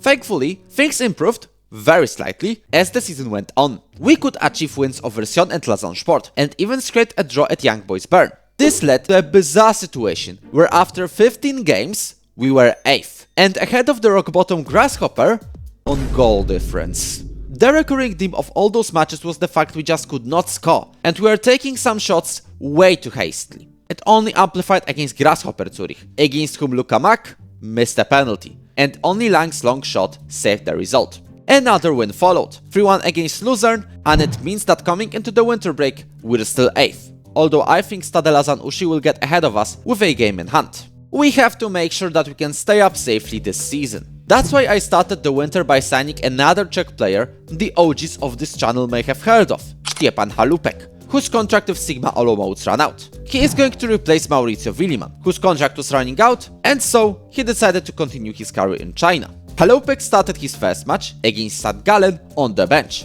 And that's where he stayed because I forgot to bring him on. At least the result of this match was alright, because he won 1-0 thanks to Caio Eduardo's lone goal. Szczepan became a regular starter throughout the season, but his performances were decent at best, exactly like our results in the league. We again demolished Lesnar Sport, 5-0 this time around, and even got a draw against FC Basel. This, along with one more win and 2 more draws, was enough to yet again keep the 8th place. But we're only 2 points behind Lugano on 6th, and that means we're only 2 points away from potentially making it into the championship group.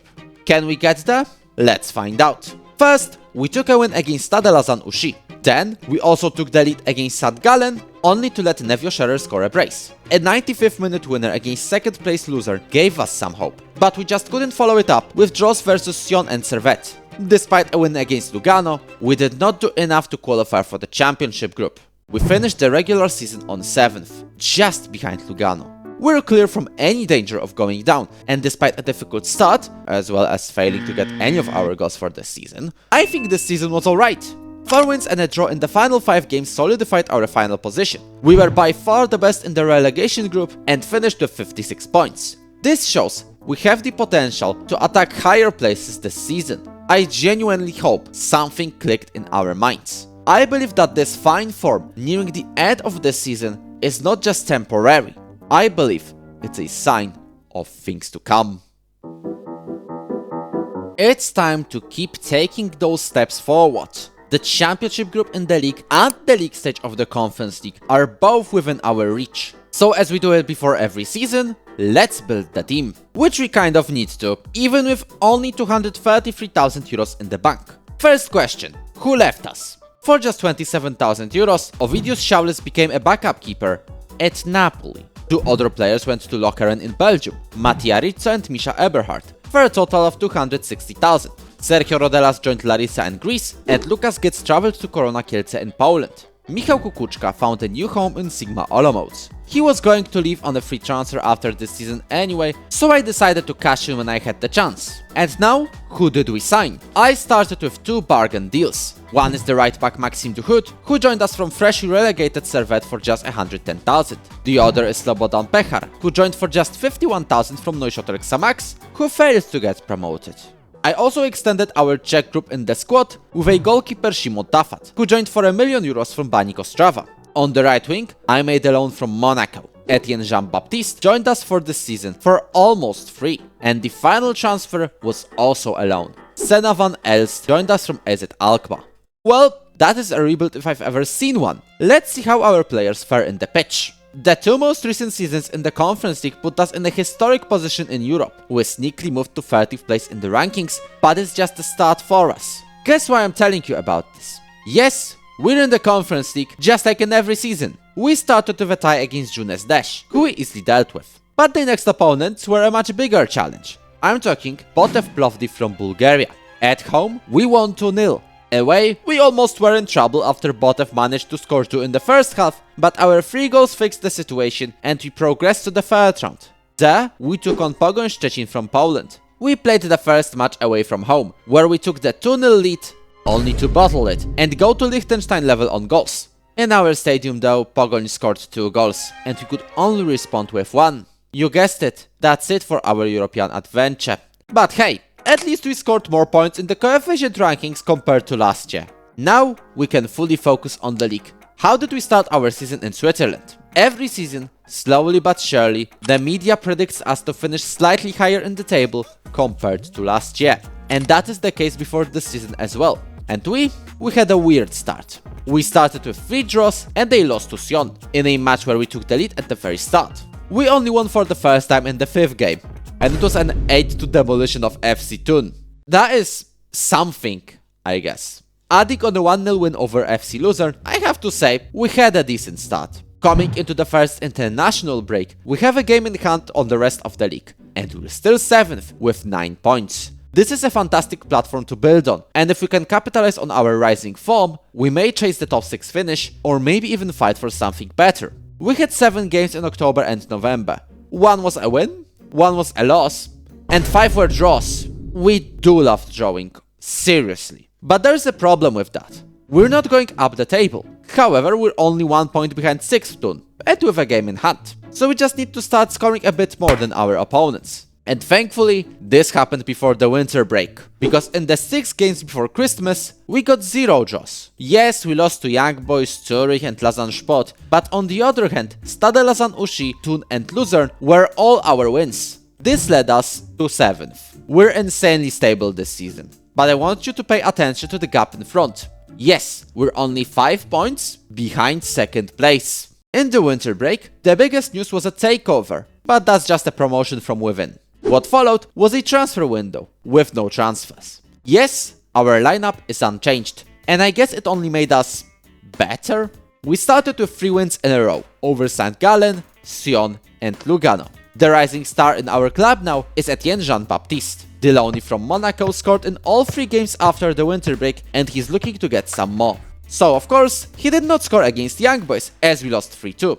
Thankfully, a narrow 1-0 win over Zurich followed. Against Basel, Kazem Olaigbe scored an equalizer in the 95th minute. FC Thun did not stand a chance, and we thrashed them 4-0. We also achieved wins over Stade Lausanne Ushi and defeated Grasshopper 4-1. Honestly, I don't know what's going on. Somehow, we're not just in the top 6. We're not even just on the podium. We're 2nd, level on points of FC Basel. Our tactics stayed similar through all of our stay in the top flight so far, so it's basically down to the players and their quality. But if we want to keep this position, we have to simply lock in now.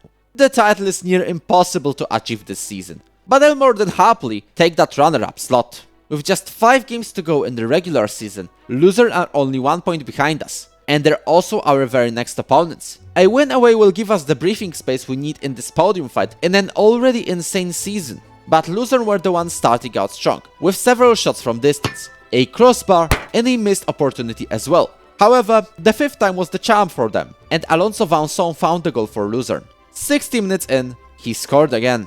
We also created a bunch of chances of our own, but just couldn't convert it. Because of that, we lost what could be the most important game of the season. It felt that, right after this loss, we were going to fall down the table. That's because losses to St. Gallen and Sion followed. But then, we somehow won over Lausanne Sport and Basel. At least, this was more than enough to qualify for the championship group for the very first time. We crossed out yet another milestone in the Vaduz challenge, and I'm wondering what's next? A podium? Or maybe even the league title? Well, Young Boys already won the latter, but we're still in the fight for the podium. We're just 1 point ahead of FC Zurich and 2 points ahead of Basel. We started our championship group with a match against Young Boys Bern. At our home, Mohamed Sliti scored a brace that was crucial for our sensational win. Unfortunately, right after, we lost 3-1 to Zurich. But it looks like we love to go up and down with our form. You guessed it, Lausanne Sport away was a 2-0 win for us. With just 2 matches to go, we are 4th, just 1 point behind FC Basel, and we're going to contest them for that podium finish. A win in Liechtenstein will do us a huge favor, not only in the fight for the podium, but also potentially getting the runner-up slot. And now he has a chance to cross it. He does so, and it ends up in an own goal. Adrian Leon Barisic. Jean-Baptiste gets the ball to Mohamed Sliti, who makes a beautiful touch. What a touch! What a strike! Makes a solo run on the right wing. He gets the ball to Matej Zeman, that's free. Things are going very well so far. Salah.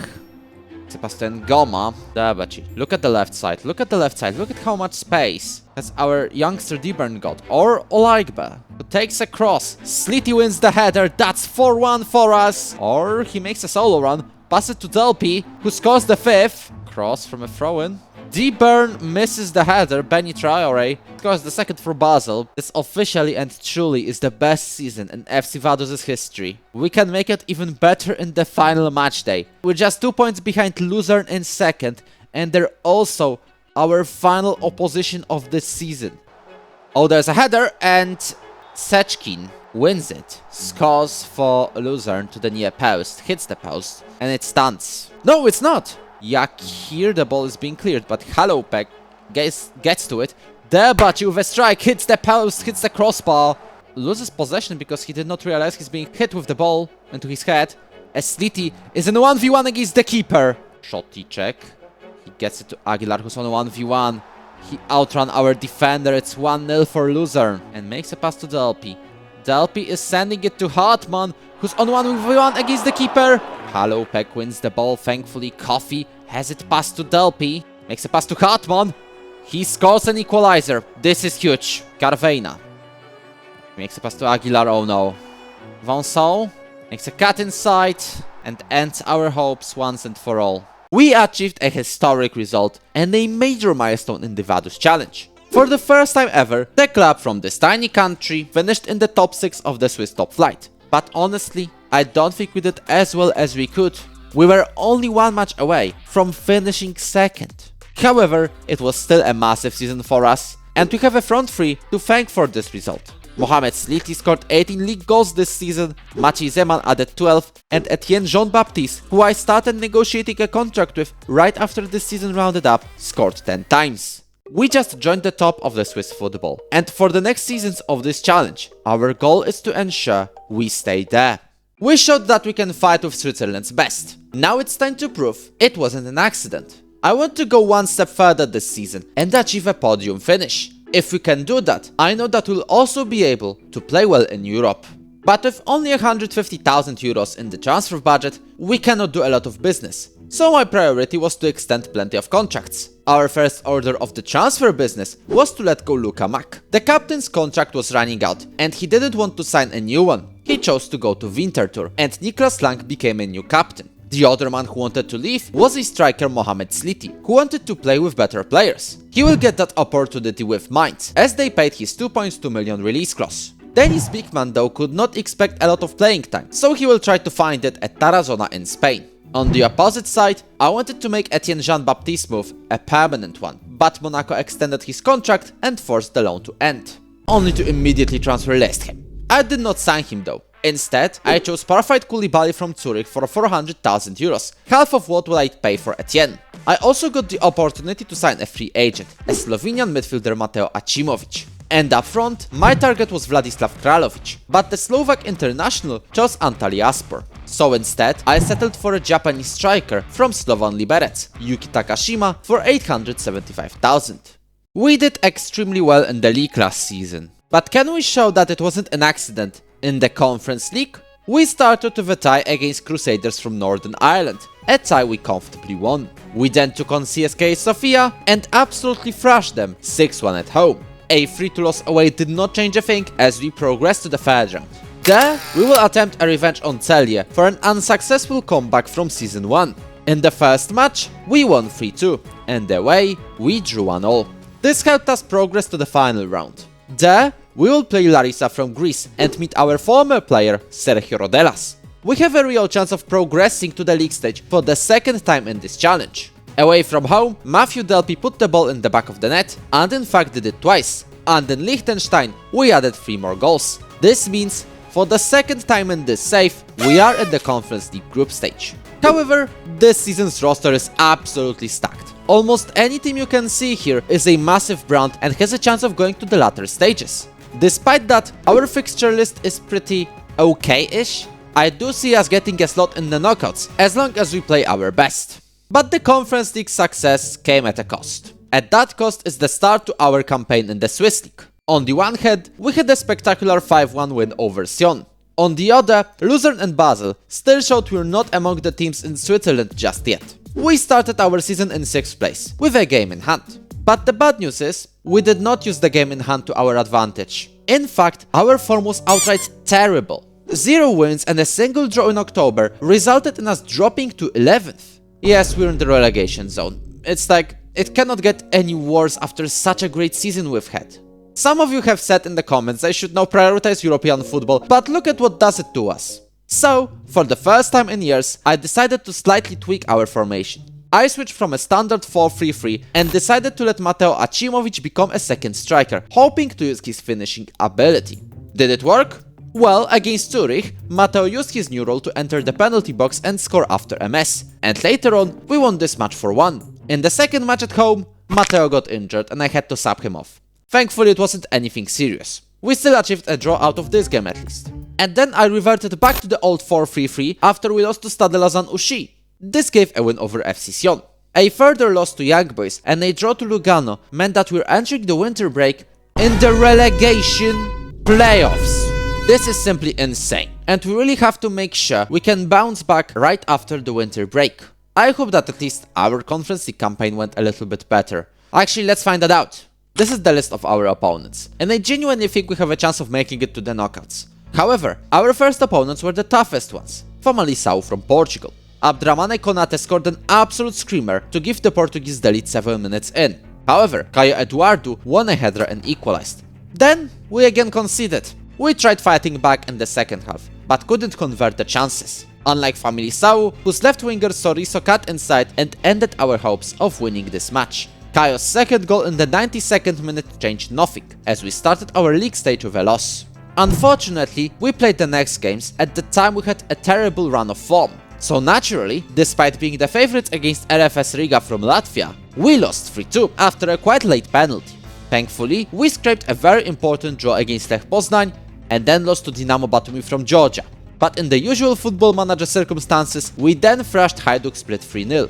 With a win over Dynamo Kiev and enough luck, we may qualify to the knockouts through the back door again. Delpy gets the cross from the right side, Laikbe tries to win the header, and he might win a penalty.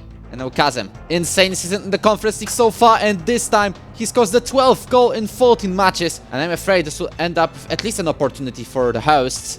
He makes a cross to Komenko, who wins the header. Shimon Tafat, fantastic save, parries it just over the crossbar. We need to recycle possession, we need to keep the ball by our feet, and Caio Eduardo finds the net. Kashima gets past the left back, he has an opportunity to make it a tap-in.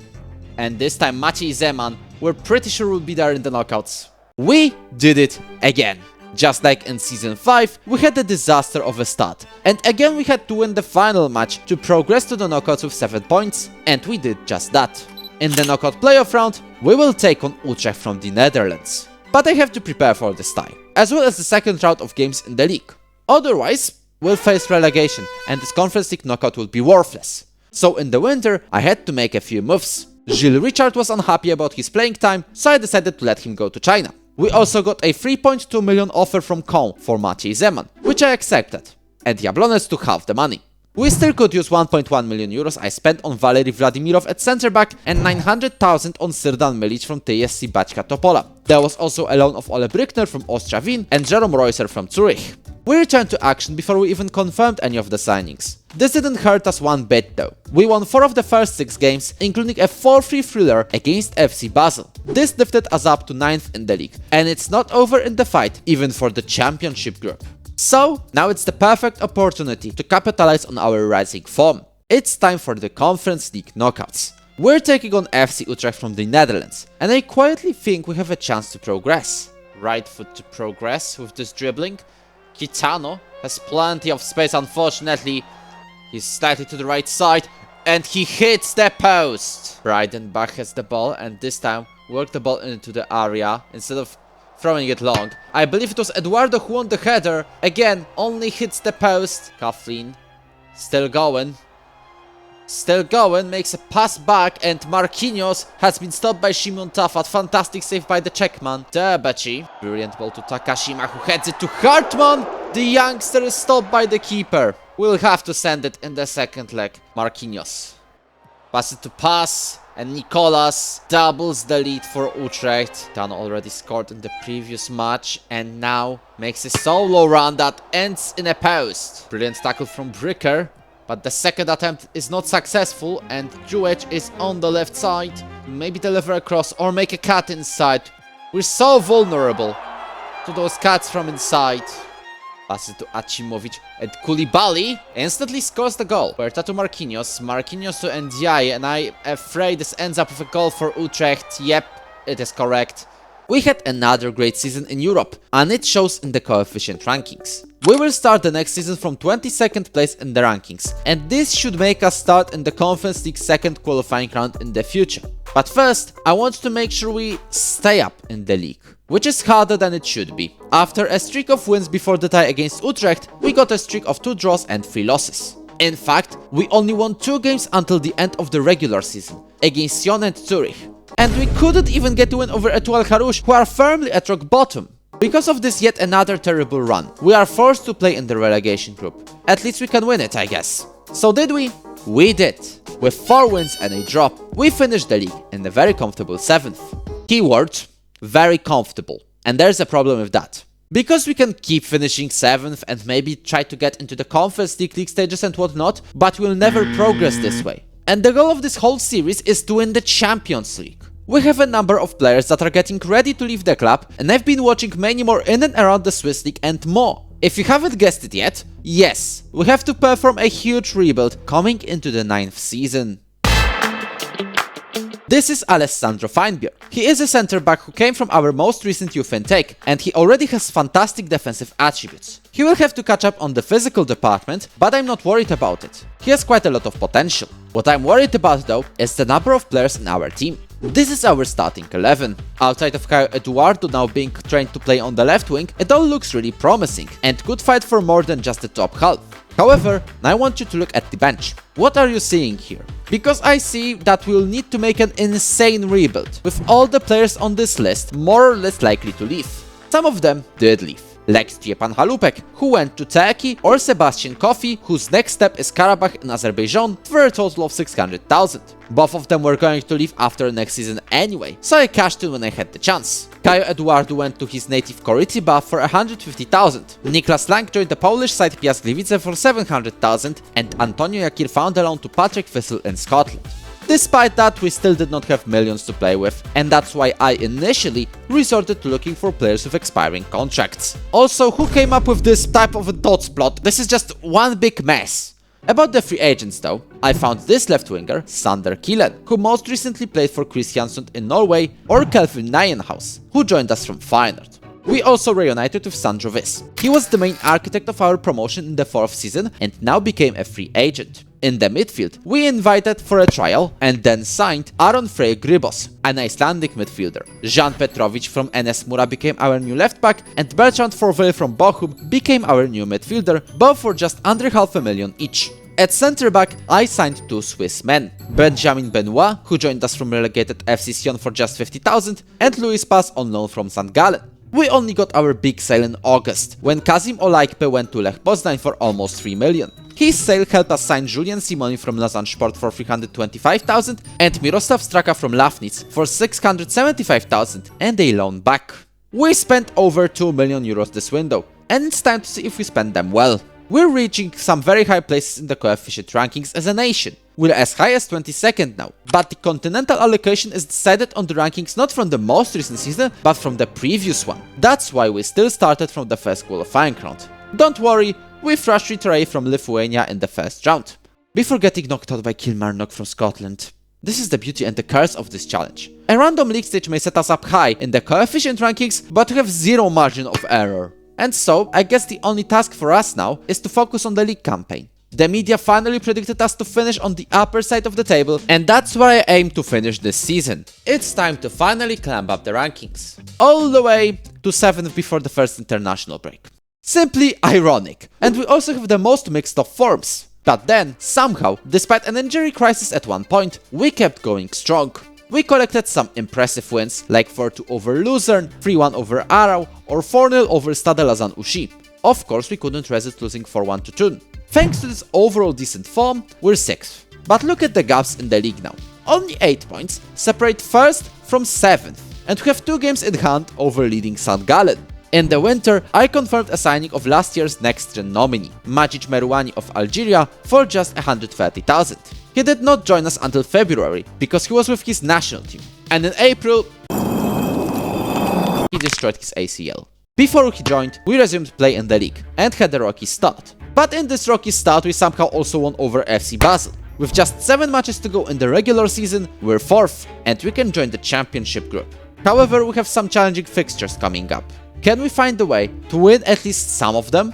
Against Lausanne, we conceded a 91st minute equalizer to start with a draw. We then conceded a goal to Young Boys, but they also let us score one. Against Zurich, it was another draw, a 2-all draw this time around. St. Gallen, the leaders of the table, did not play those little games and scored one goal, which was enough for them to win. However, Rapperswil and Stade Lausanne Ushi were both wins, and against Aarau, we also won in the 93rd minute. This led to an insane situation in the table. We were in the championship group, and that's great. But we are also third, level on points with both Thun and Luzern. So let's see if we can finish on that podium slot for the first time ever. First were BSC Young Boys Bern, who weren't in the best form, and we used that to our advantage in an insane 4-3 match, which involved Dorian Derbachi's brace to complete our comeback. FC Thun could not defeat us as well, as we won 2-0. If only we could do the same against FC Luzern. Their 4 goals was enough to claim 3 points, as we scored only 3 goals. However, St. Gallen were defeated thanks to a single penalty. This led us to a massive final day. We're in 3rd place and can finish the Swiss League on the podium for the first time ever. But it won't be easy at all. In the final match day, we're taking on FC Basel, who can still take the title from St. Gallen as long as they win against us and the leaders lose to FC Thun. We only need a draw to finish the season on the podium, which will be a historic result for us. What will happen at St. Jakobs Park? Let's find out. Salah, he's on the wing, turns around and Ronaldo Dantas Fernandes instantly starts with a goal. For Vel, who sends a long ball to Duhut. Duhut makes a cross, he finds Kielen, who scores a header, the Norwegian equalizes. And because St. Gallen won 4-1, Luzern won 6-1. I mean, we held out for a draw because we knew nothing else could happen. This is history being written. We're on the podium for the first time in the Vaduz Challenge. This, to me, is also a sign of our potential. We made a huge rebuild before this season, and with the fact we only had to focus on the league in this campaign, turns out it paid off. At this point, I'm wondering what's next. We made a lot of signings before the 9th season, and it genuinely feels like we leveled up. Almost a decade into this challenge, we might be finally kicking it off for proper. The footballing world looks at us a little bit differently now. We're no longer this chill little fun fact of a club from a tiny country that lands in the latest "Did you know that this club cannot play in the Champions League?" We are considered to be the actual contenders for a podium in the Swiss League, and maybe even a Conference League knockout stage. Heck, in the end of season meeting with our players, I had the option to say we're challenging for its latter stages. Are we ready to go this far? With practically no money to spend, we cannot really upgrade our squad, and I'm not really looking forward to selling anyone despite their insane values. Except Aaron Frey Gribos, who didn't play a lot for us, and after just a year, joined Maribor for 350,000. Or Antonio Yakir, who now gets a not so fat paycheck in the UAE. Or Parfait Koulibaly, because Bolton paid out his release clause. The entire world of football saw how well we performed last season and kept asking for our players. That's how I almost lost Mateo Acimovic to Bolton for his 1.6 million release clause, because I misclicked when negotiating a contract with him. The madness did not stop there. I was given this insane offer for Joachim Dieber from Lyon worth 4 million, which I rejected. And then they came back offering nearly 6 million, and I still said no. Miroslav Straka just joined after a loan to Lafnitz and went straight for a loan to Pau in France. So I signed his countryman Tomasz Machacek for $500,000, only to loan him back to Sparta Prague. And I recalled him in the same window, because he did not play at all. The only striker that I brought in and kept in the club from the start is James Padilla, a Colombian whose contract with Juventus ran out. After a first ever podium finish, I was looking to proving our rising form in Europe. We easily dealt with Jonas Dash from Luxembourg and Shkupi from Macedonia. Torpedo Kutaisi was a bit harder challenge though, as they scored a 92nd minute equalizer at home. But away, we got a rather comfortable 3-1 victory and progressed to the final qualifying round, where our opponents are Valencia, the winners of the Conference League in 2031. I knew the first 3 rounds were a bit too easy. If we somehow win this aggregate, it goes without saying. It would make us the contenders to go far, if not win the whole thing. We traveled to Mestalla with a 1% chance and 99% faith. And that 99% faith showed when Valery Vladimirov ended the first half with a fantastic header from a corner. However, in the second half, Valencia's Fernando got the ball and scored from about 25 yards out. But would you look at that, James Padilla found the net straight from the kickoff. We scored a huge win at Estadio Mestalla, even though we were inches away from losing it in the 96th minute. In Vaduz, can we turn this advantage into a sensation? Martinoni Neuenhaus. Oh, he hit the post, that was so close from giving us a huge safety net. Under Kielen. Unfortunately, this time he loses possession and we do not regain it. Wojtinho is on a 1v1 against Tafat, hits the crossbar. Wojtinho gets the ball back to Mohamed, this time to the near post, he scores it. Looks like Valencia have become serious, they locked in and it shows because Albiach gives Valencia the lead in the aggregate. What is going on? Fernando back to Vasquez and Lebel, what have you been doing there? As Padilla loses possession just because he was standing and not looking to make a decision. Pass it somewhere, literally anywhere, and you would have done something with it. Wow, what a goal. Padilla to Milic, who's this time on the left side, and he will be making a cross. Here to Padilla, that's a consolation. Well, we had a good run. It's not even the league stage we wanted, although it's understandable because it was Valencia. We had a fantastic midfielder in Bertrand for Vale.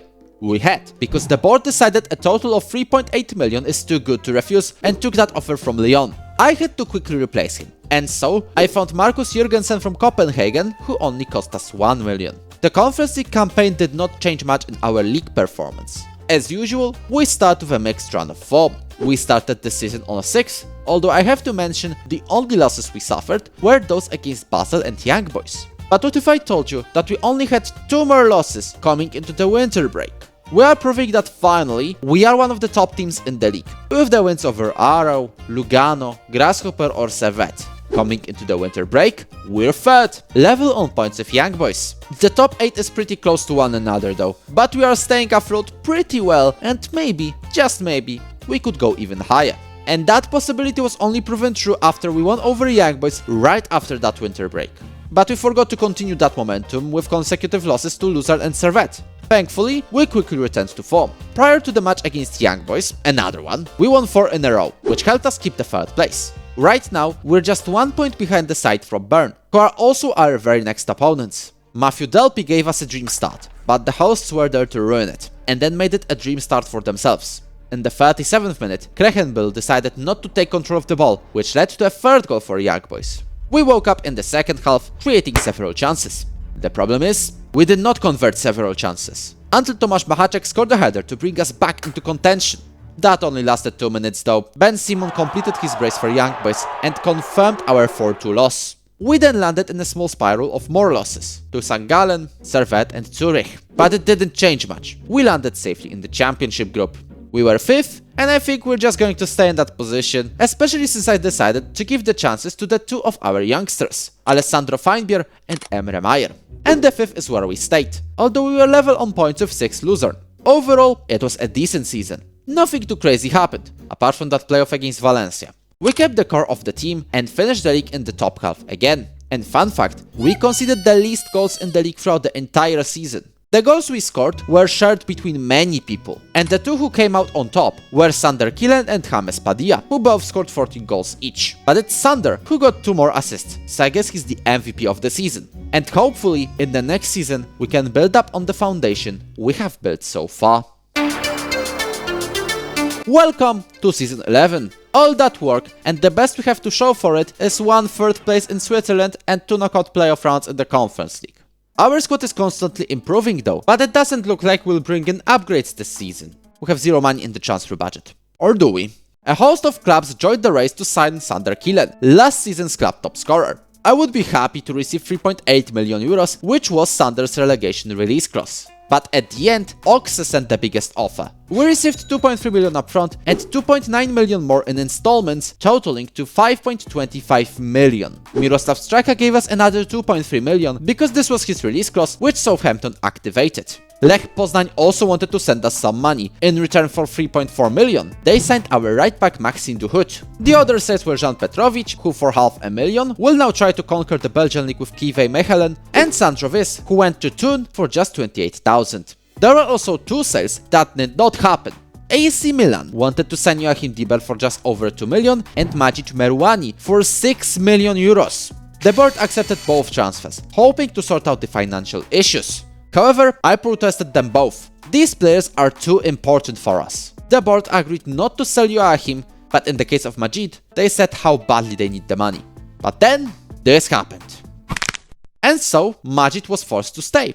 But who joined? A midfielder David Gruezo, who was a free agent despite being nominated for Next Gen list. The man who wasn't a free agent though is Luis Ademi. We signed him from Loser for 2 million. Alessandro Boscaro joined us from St. Gallen for just $500,000. Patrick Drexa traveled from Sigma Olomouc for just 200,000, right before we loaned him out to Gyeonggon. Another bargain deal was the signing of Guillermo Riso from Defensor Sporting. His contract was running out, so we took the opportunity for just 350,000 euros. And with this another insane rebuild, let's move on to the pitch. In the coefficient rankings, we have been around 22nd place for a good few years now, but we're still starting in the first qualifying round. Even though in the first season, despite sitting much lower down the table, we still began in the second round. Don't worry though, we demolished a Finnish side Haupa 12-0 at home and 1-0 away.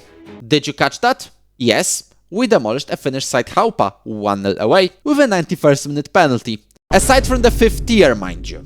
Next up was Zimbru Kisnia from Moldova. We had 2 controlled wins over them, with the aggregate score being 5-1. In the first round, our opponents were SK Brand from Norway. In the first match, we drew 0-0, and in the second, we won 3-2, after scoring 2 goals in extra time compared to Brand's 1. This led us to the final qualifying round, where we took on Samsunspor from Turkey. We won 3-1 at home, thanks to the brace from Guillermo Riso. Riso also scored the brace away from home, with no response from the Turkish side. This means, for the 3rd time, we made it to the Conference League stage. In it, we have been given a number of decent opponents. I think we should win at least 3 games and progress to the knockouts. On the deadline day, I noticed this man, Christer Hellman, had a release clause of just 220,000 at Djurgården. Of course, I capitalized on their oversight and brought him to the club. But I also sold Yuki Takashima to Arka Gdynia, he will leave us in the winter, and Martin Hartmann to Sivasspor. But now, how are we doing in the Swiss league? It's going well, don't get me wrong. Oh, who am I kidding, we're in the lead! We're in the lead! And we have enough of a gap to stay there, even though Young Boys have a game in hand.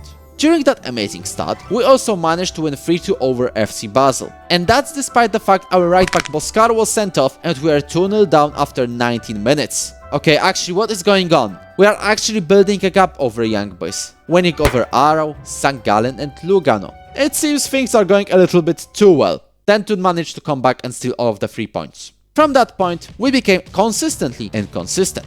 We suffered draws to Sion and Arrow and lost to FC Basel. We only achieved 3 more wins and that isn't enough to keep the lead. We are now in 2nd place, but we only trailed the leaders Basel by 2 points. There is a huge chance for us to get involved in a title fight. But did the, after all, great form convert into a fantastic conference campaign? We first traveled to Linz to take on Linzer Athletic Sport Club. They weren't hospitable by any means though, because they thrashed us 3-0. A home match against Tirana from Albania was a comfortable 2-0 win for us. Then we played Eintracht Frankfurt away. I don't really know what we were expecting though, the best we could do was a 4-1 loss. Istra from Croatia at home was a 0-0 draw. Right after, we played Otelul Galati from Romania. Mateo Acimovic scored the brace, which heavily contributed to our 3-2 win. With 7 points in 5 games, we weren't so confident about going to the knockouts. It didn't take a lot for us to be eliminated after the last match against Panathinaikos. The Greek team did not have a chance of going to the knockouts, even if they won, but they still tried to make our lives difficult. It was offside. And our towering striker, Tomasz Machacek, was not offside. Instead, he just scored a goal. Actually, he scored 2, because he added a header in the 90th minute. Thanks to Tomasz's brace, we finished the league stage on a comfortable 16th. And in the knockout playoff, we'll take on Zbrojovka Brno from Czechia. And we'll take on them after potentially becoming even stronger with some new signings. I saved about 4 million euros of a transfer budget before the winter break and now I decided to spend it. 2.6 million went on David Vicek from Sigma Olomouc and 1.3 million went on Oskar Westin from Nörköping. These two will replace Yuki Takashima, who confirmed his departure to Arka Gdynia, Srdan Milic, who returned to Serbia to play for Partizan Belgrade, and Rainer Breitenbach, right now on loan at Salernitana. We returned to action with a match against St. Gallen, and James Padilla gave us a 95th minute winner. We then grabbed a win against Thun, and in the match against Young Boys, we got a 3-0 lead. But nearing the end of the match, we conceded 2 goals. It was a nervous win, but thankfully it was a win. With those 3 wins, we took the lead back from FC Basel, who lost the game against Loser in the 94th minute. Soon after, they also lost 3-2 to Young Boys. After our 2-0 win over Lausanne-Sport, we extended our lead to 3 points, which we quickly dropped, because we then got 3 draws and 1 win in the next 4. However, with just 6 matches to go in the regular season, we're still in it. If we win our game in hand, we'll still be level on points with Basel. This truly is a neck-on-neck battle for the title. But now it's time to find out if we can also go far in Europe. Our opponents in the Conference League knockout playoff round are Zbrojovka Brno from Czechia. We played the first match away from home and had a promising start with several chances. The promising start though quickly turned into a terrible start. Brno's Inacio scored from close range. Their lead didn't last long though. Oskar Westing got the ball in front of the penalty area and gave us an equalizer. We kept pushing for the lead in the first half, but Jürgensen was stopped by the keeper. And right before the halftime whistle, a free kick ended with Brno's goal. I brought in Matthew Delpy for the second half, and in the 65th minute, he scored. Just 3 minutes later, his cross found Tomasz Machacek, who gave us the lead. Dawid Wicek also tried to contribute, but he only hit the post. Regardless, we took a 3-2 lead to Liechtenstein. There, we could win our first ever aggregate in the knockouts. It was heavily snowing in Vaduz, but it did not disturb us at all. Valery Vladimirov opened up the scoring from a corner. Right after, Matthew Delpy had a brilliant chance to double the lead, and he only hit the post. Thankfully, the ball hit him in the second half, and he had to score from it. Brno were not seen almost at all in this match, only having one real opportunity. Nearing the end of this game, Markus Jürgensen added a third, and Kelvin Neuenhaus added a fourth. We left no chance for our opponents, and smoothly progressed to the round of 16. And in that round of 16, we'll play against Young Boys Bern. Absolute cinema. And in case you haven't noticed it, we're going to play them 3 times in 2 weeks. Yep, this is going to be carnage. Merwani finds Acimovic, who now makes a cross. Machacek hits the post, but Acimovic gets the ball back. Delpy still has a chance to give us the lead. No. Machacek, afraid he was offside, but he finds Padilla, who gets into a channel, is on a 1v1. Guillermo Riso back to Alessandro. Dawid Wicek, well, he's too short to win this ball. Pechar has a chance, hits the crossbar. The tried and tested method to send it to the wingback. Riso gets the ball, places it in the top corner, and we take the lead over Young Boys Bern. And we've got a couple final minutes, and Riso gets the ball on the right side instantly from kickoff. Young Boys Bern lost it. He will have to recycle it to Acimovic. It's 2-0! It's 2-0 in like 20 seconds. The Slovenian gives us the second goal. This is much safer advantage coming to the second leg. This is also a crucial match for one other reason. In the coefficient rankings for this season, we're genuinely in a fight for second place. If your country gets a top 2 finish in the season, you get a place in the Champions League stage. And we somehow can get it and skip the Europa League even without winning it. But we have to give ourselves a chance by getting past Young Boys in the second leg. Alsemi finds Christodoulou. Could be offside, but I don't think so. That was a spectacular goal anyway. It's disallowed. We're still in a 2-0 lead. Machacek though loses the ball, and Christodoulou gets on a 1v1 against the keeper, and from tight angle he scores and gives Young Boys the hope. Sprunger delivers across. Machacek this time wins the header, but it's useless because Rojo equalizes the aggregate. Jürgensen. Machacek gets the ball to Neuenhaus. He scores, and now Koniecki. He makes a pass to Ilias Christodoulou. That will go down to VAR, but it's offside. No, it wasn't offside. It's awarded. Penalties, ladies and gentlemen. Wicek gets the chance, gets the ball between the hands of the keeper. Martin for Young Boys Bern, looking for an equalizer. He's stopped by Szymon Tafat. British centre back with the right foot, and Felix Gebhardt indeed makes a save. Christodoulou saved by Szymon Tafat. Machacek gets the chance to double the lead. No, it doesn't happen again. Ben Simon. And now Szymon Tafat cannot stop him. Hopefully Dorian scores it. He does! And it's Jakes Rojo who scored one of the goals in this match. Rojo takes it, and Tafat with the third save tonight. Markus Jürgensen. This is his chance, and he takes it, and we win in the round of 16 against Young Boys Bern. We are in the Conference League quarter-final out of absolutely nowhere. This game was absolute carnage. We almost bottled our promotion to the quarter-final, but we kept it cool in the penalty shootout. In the quarter-final, we avoided the likes of Real Betis or Napoli, who will play against each other. Instead, we'll play Nordsjælland from Denmark. This is a historic chance for us to go to the semi-final. Johannesson. And this header from Larsen. He tried to make a rebound. Jürgensen. Near post. And we won the header. Lebel takes ages to take this rebound, but Vestin gets to it in the third rebound, and we somehow pack it into the net. Delpy sends it long to Neuenhaus, and we could make it 2-0 against the Danish side. Only a corner. We take a huge win over Nordsjælland. That is simply massive. Larsen to Gustafsson. Now Hefny Beautiful back heel to Gustafsson, but I think, yep, Amoako. Beautiful volley to pass to Johannesson. I have to say that. It's a beautiful volley. And the referee does not count the goal. Faber gets the cross to Larsen. Amoako wins the header, and this time he scores a brace. Martinsen back to Bundgaard, and I'm afraid this is it. No, it's not! This is it. Brilliant ball to Neuenhaus. Can he give us a consolation? No. Yep, going to the semi-final would feel a little bit too good to be true. Still, it was an insane adventure, and it could be the breakthrough we need to win the Conference League in the later seasons, or maybe something even better. However, we still have a chance of making it to the Champions League. Despite getting knocked out, we are still in second place for the season in the coefficients. If Spain and Germany do not catch us, we are going to be among Europe's elite. But let's leave that for a second, because we have a chance of winning the Swiss League. Let's see if we can prove that the aggregate win over Young Boys in the Conference League wasn't an accident, and we have everything we need to win the Swiss League.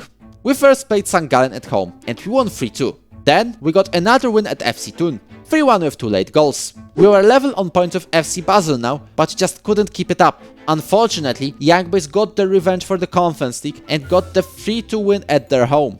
Our win over Lugano, combined with Basel's draw against Sion, made the battle tight again. The gap between us is just 1 point. And would you look at that? Basel are our opponents in game week 32. If we win, we will take the lead of the standings before the league splits into 2 groups of 6. Lebonzej gets past our defender, and Kotinovic doesn't score to an empty net. Lobodan Pechar with a pass to Acimovic. Acimovic gets the ball to Neuenhaus. Neuenhaus with a strike.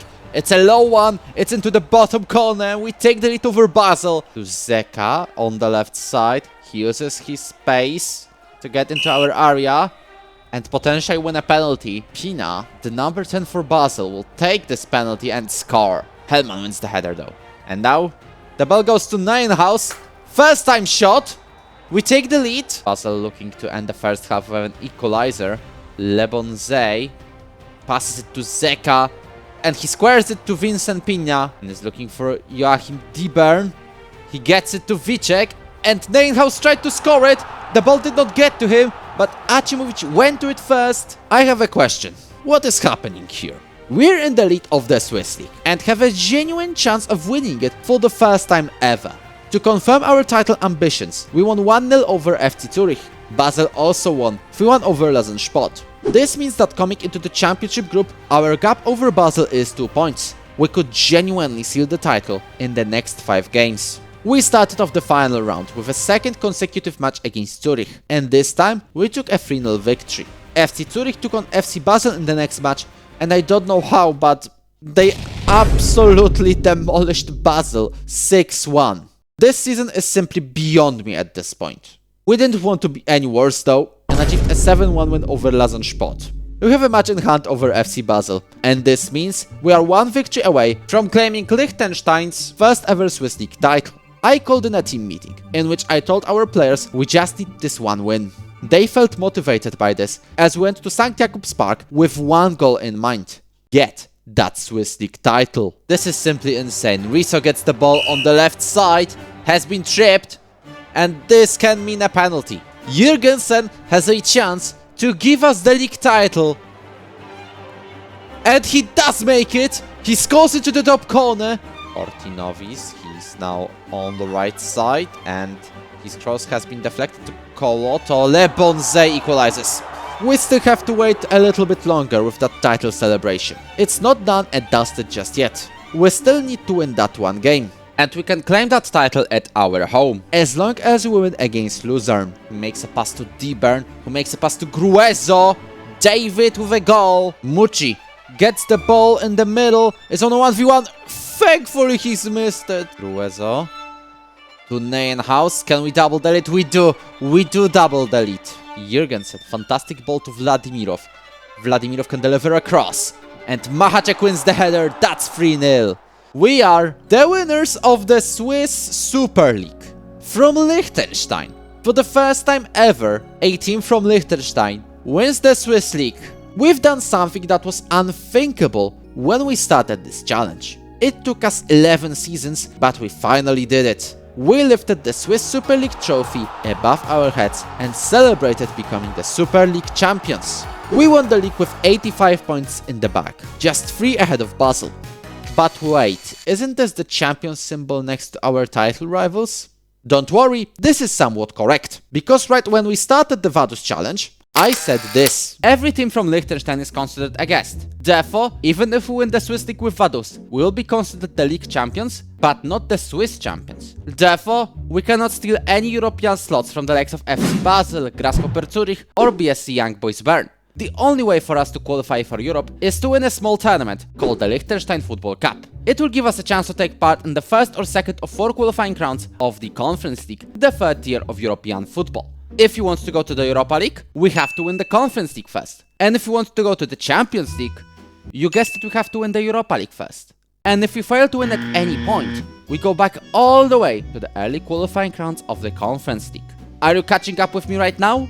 Me neither. So, I guess winning the Swiss League is only a milestone for us. We do not have any European benefits from this. Speaking of European benefits, remember when I told you that we're second in the coefficient rankings for this season? If we manage to stay there until the end of the season, we will get the slot in the Champions League stage. So the big question is, were we able to keep Spain and Germany behind us? It might be a problem since Eintracht Frankfurt won 4-1 over Real Betis in the Conference League final. But in the Europa League, it was AC Milan who got the win over Brentford. And in the Champions League, Manchester United got the win over Liverpool after Kobe Mainoo scored a screamer in the extra time. So, did we do enough to qualify for Europe's elite? No. We missed out by a quarter of a point. But this insane season promoted Liechtenstein up to an insane 12th place anyway. In the coming years, our job is to prove this campaign's success wasn't just luck. It's finally the right time to focus on chasing some European glory. Winning the Swiss League is a great achievement, but what if you wanted more than just that? You can, for example, go to the end of season team meeting and state that you're disappointed because you failed to qualify for Europa League. This is simply peak Football Manager. So let's see if we can qualify for the Europa League by winning the Conference League. We made the run to the quarterfinal literally in the last season, so I think we can properly challenge for the trophy. And to increase our chances, I brought in some upgrades. During the winter transfer window, I signed 2 players with expiring contracts, Michal Kolarczyk from Sparta Prague and Michel Capriotti from St. Gallen. These 2 will replace Dorian Derbaci, who went to Badinias in the UAE for 250,000, and Mateo Acimovic, who left for Frosinone for 2.5 million, which was his release clause. But this was just the start. I had to make some more sales. Julian Simoni found his new stop at Derby County for 10,000. Rainer Breidenbach went to Debreceni in Hungary for 200,000 and Anderlecht paid out the 2.2 million release clause for James Padilla. And then Kelvin Neuenhaus chose Portimo NJ for 4 million in total. It was obvious I had to bring in a replacement or 2. So I did. Aurelian Petit joined us from Club Brugge for 650,000 before instantly going on loan to Norwich. Sindri Fredriksson joined us from Vikingur for just 180,000. He forced a loan of Benjamin Benoit to Igdir in Turkey. Up front, I wanted to sign Paulo Kilamba from Basel. The problem is, he's now in Hebnitzer, because he joined them. Then I turned my attention towards Michal Posnar from Sigma Olomouc, but no, he chose Stuttgart. And I also tried to sign Cezary Głowacki of Pogoń Szczecin, but he rejected any contract talks and landed in Paris Saint-Germain. Good luck there, Cezary, I guess. But finally, there's a Norwegian Otkar Kvalvik Henriksen from Tromsø who accepted our offer. His price? 3.4 million. At least Jan Bacik from Trencin cost us just under a million. We're quite literally writing history in Europe. Switzerland broke into the top 10 of the coefficient rankings, but the main talking point is Liechtenstein. We're just behind in 12th. But let me tell you something shocking. We will start our European adventures in the very first qualifying round.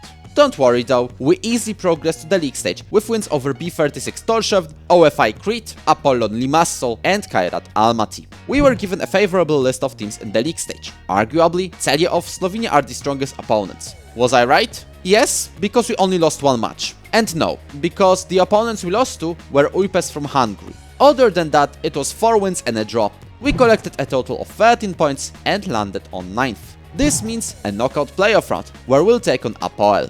But what about the domestic league? Can we show that the title win from last season was not an accident? Well, despite early losses to Young Boys and Basel, we actually do. We're winning a huge majority of the games, although I have to mention we're not absolutely thrashing our opponents. We usually win by 1 or 2 goals. As predicted, we lead the league by the winter break. We have 5 points of advantage over the second turn and 1 or 2 games in hand on everyone. And honestly, we were doing great. Except there is one small thing that happened just after. My only mission in the winter transfer window was to dodge every single offer for my players. Especially the ones for Patryk Drexler and Tomasz Machacek, who both got offers worth 4 or even 5 million. Thankfully, I dodged the offers well. Mostly. Michel Capiotti requested a transfer after not being happy about his playing time, and his next club is Leganes for 1.5 million. His replacement for 1.1 million is going to be Tilen Nowak from Olimpia Ljubljana. When we returned to the pitch, in terms of our league performance, it largely went well. We got one heavy loss, a 4-1 to Servette, but other than that, and draws to Basel and Young Boys, we were winning. But despite that overall good form, I was worried about us potentially bottling the title. At the end of February, we were only 3 points ahead of sensational runners-up FC Thun. Honestly, there wasn't that much to worry about. We weren't perfect, but we were comfortably dominating the league. Right before the split, we were 11 points ahead of Young Boys and Luzern, and with a win over Thun, we confirmed our second league title with 3 matches to go. And at the end, we won the league with 88 points in total. What's more, Tomasz Machacek became the league's top scorer. Okay, so we sorted out the league and won it as predicted. But what about the main part of this save? The Conference League. We comfortably finished the league stage on 9th and went to the knockout playoff round. In the first match, we played Apoel from Cyprus. We first traveled to the small island and quickly conceded 8 minutes in. Thankfully, just 7 minutes later, after a long build-up play, Guillermo Riso equalized. Soon after, Tomasz Machacek got to a 1v1 against the keeper and scored off the post. It was offside. Thankfully, Tomasz then got to a header and scored. It was offside again. Still in the first half, Maciej Delpi took it into his own hands and showed Tomasz how to score without being offside. In the second half, Michal Kolarzyk got the third goal, Oskar Henriksen added the fourth, and Guillermo Riso scored the fifth. It was a very comfortable win, which we followed up in Liechtenstein. Apoel opened up the scoring, but Oskar Henriksen and Guillermo Riso both got a response. This led us to a 2-1 win and the round of 16, where we're taking on Girona from Spain.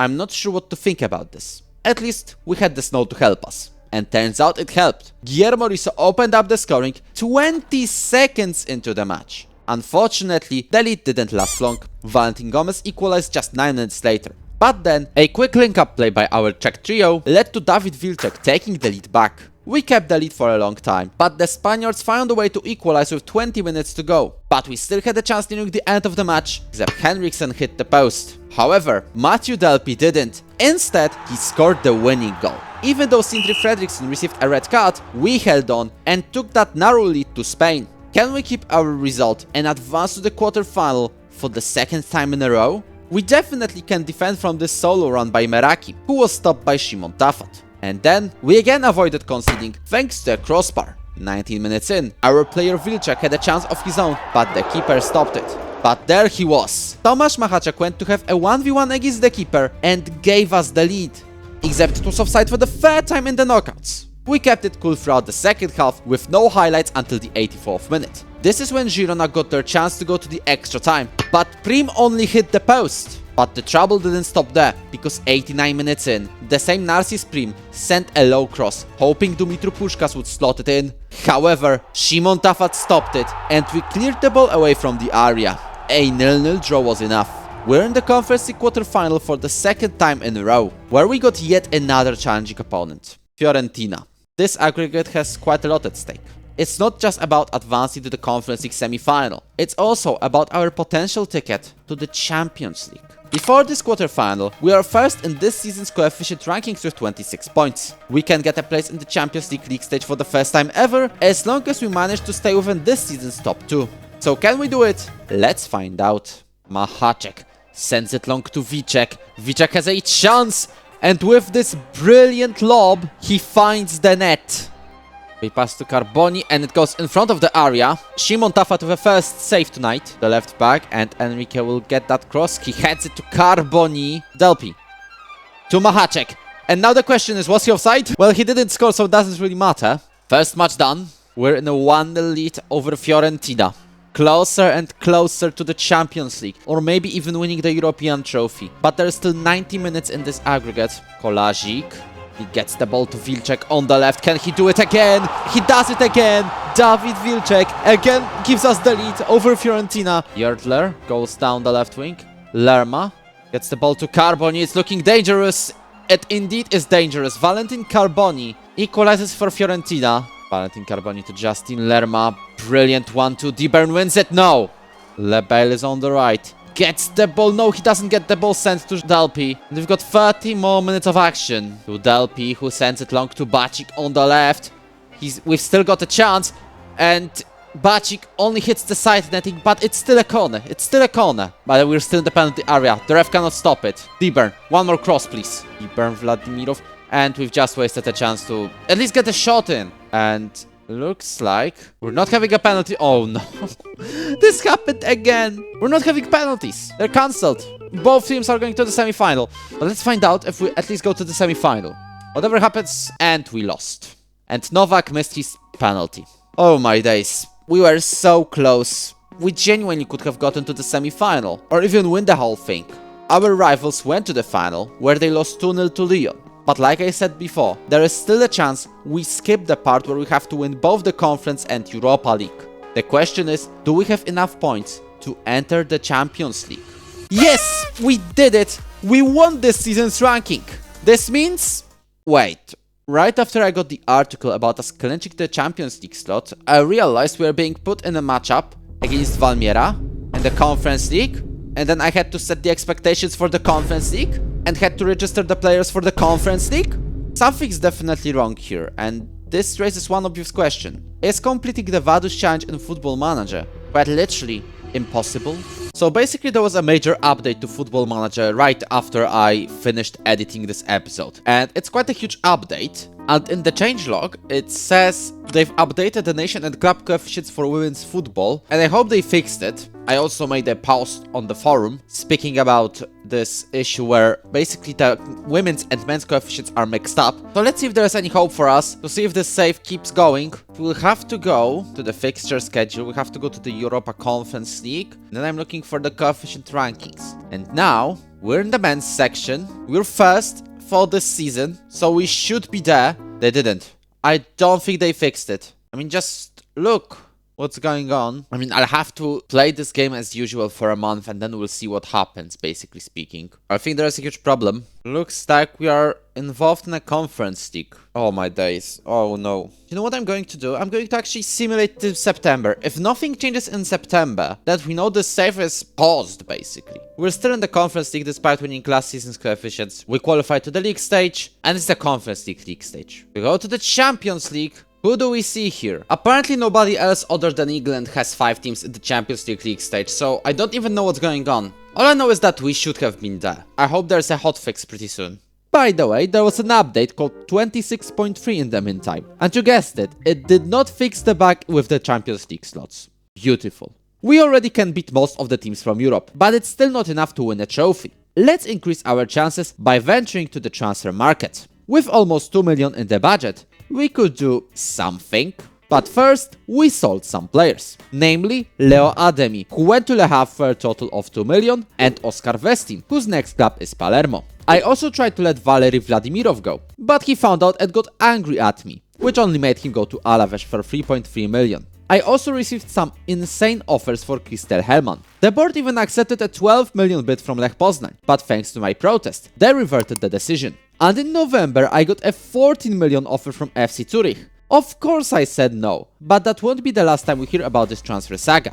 We now have a very simple task in front of us. Because of it, we are now looking for players that can improve our squad from the second they join. The money we get from the sales made me turn my attention towards a certain central defender, Dragan Jokic from Čukarički Stankom. His release clause was set at 2.9 million, which I paid out. The problem is, Dragan already caught interest from Europe's biggest clubs. One of them was Barcelona, with whom he signed a new contract, and had no hesitation doing so. So I turned my attention towards Zoran Ilic from St. Gallen. For 3.7 million, he has one task: defend. Next were 2 free transfers. A left back Tsotne Mumladze, who last played in Lyon, and a defensive midfielder Massami Melivilu. I also found a centre back in Zimbabwe. Tanatswa and Kube from Highlanders joined us for just 140,000 before going for a loan to Standard Liège. Our priority, as you know it, is Europe. We have to win the UEFA Conference League as soon as possible. First step, qualify to the Conference League stage. We qualified there with ease after beating Fylkir, Mekaliu, Viking and Legia Warszawa. Step 2. Qualify for the knockouts. One half of the ladder was fairly easy. On the other there was Newcastle. And guess what? We somehow won 2-0 against them.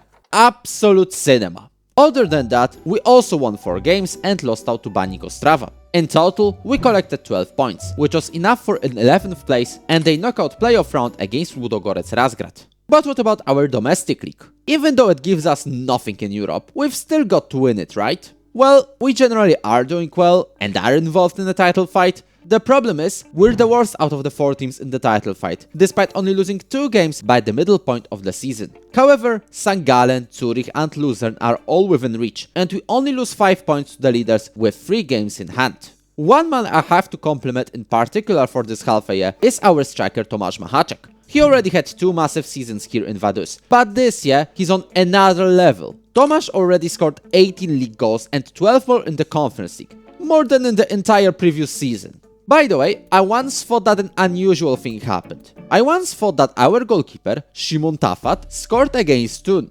Turns out it was Thun's goalkeeper's own goal. So it's best we skip past another FN26 glitch and focus on the winter transfer window. I also owe you an update about Christer Hellman's transfer saga involving FC Zurich. Zurich kept being stubborn about signing Christer, and at one point in December they said, you know what, here's 19 million. The board saw it and accepted the offer straight away, and I decided not to protest. This is quite an insane offer. But there was one man who decided to reject it. His name? Christer Hellman. Yes, the Swedish centre-back decided he wants to stay in Liechtenstein. This meant the only transfer I could make was a free transfer. Jorge Castro just became a free agent and we used that opportunity to sign him.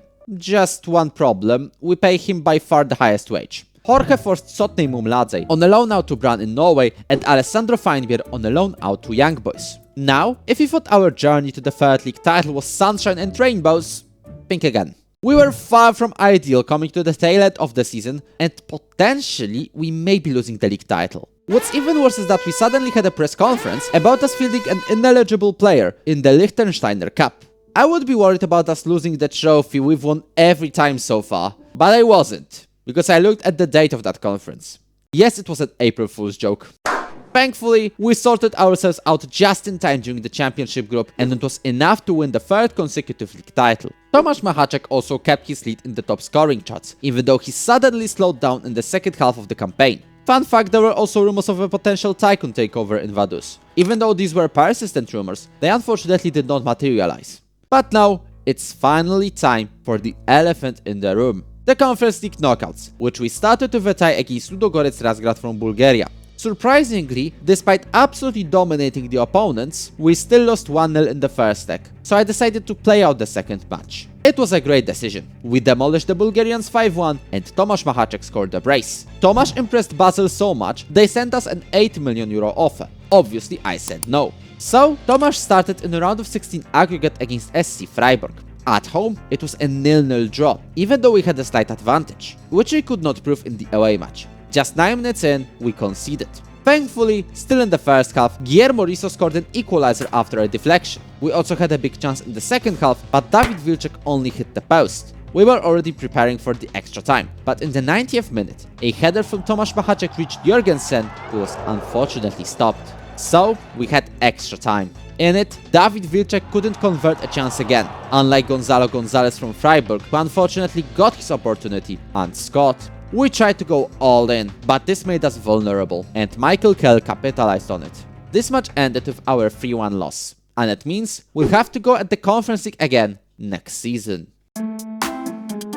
This is Szymon Tafat. He was our primary keeper for 7 years. Why am I talking about him in the past tense? That's because he left for Soweto for just 120,000. We needed an upgrade between the sticks. We need a player who is capable of dragging us to the European trophy. And the goalkeeper who may do just that is William Asamoah. We signed him from Copenhagen for 1.7 million, and he genuinely feels like that upgrade. But Szymon wasn't the only departure during this window. Massami Melivilu left us for Turkey after just 1 year.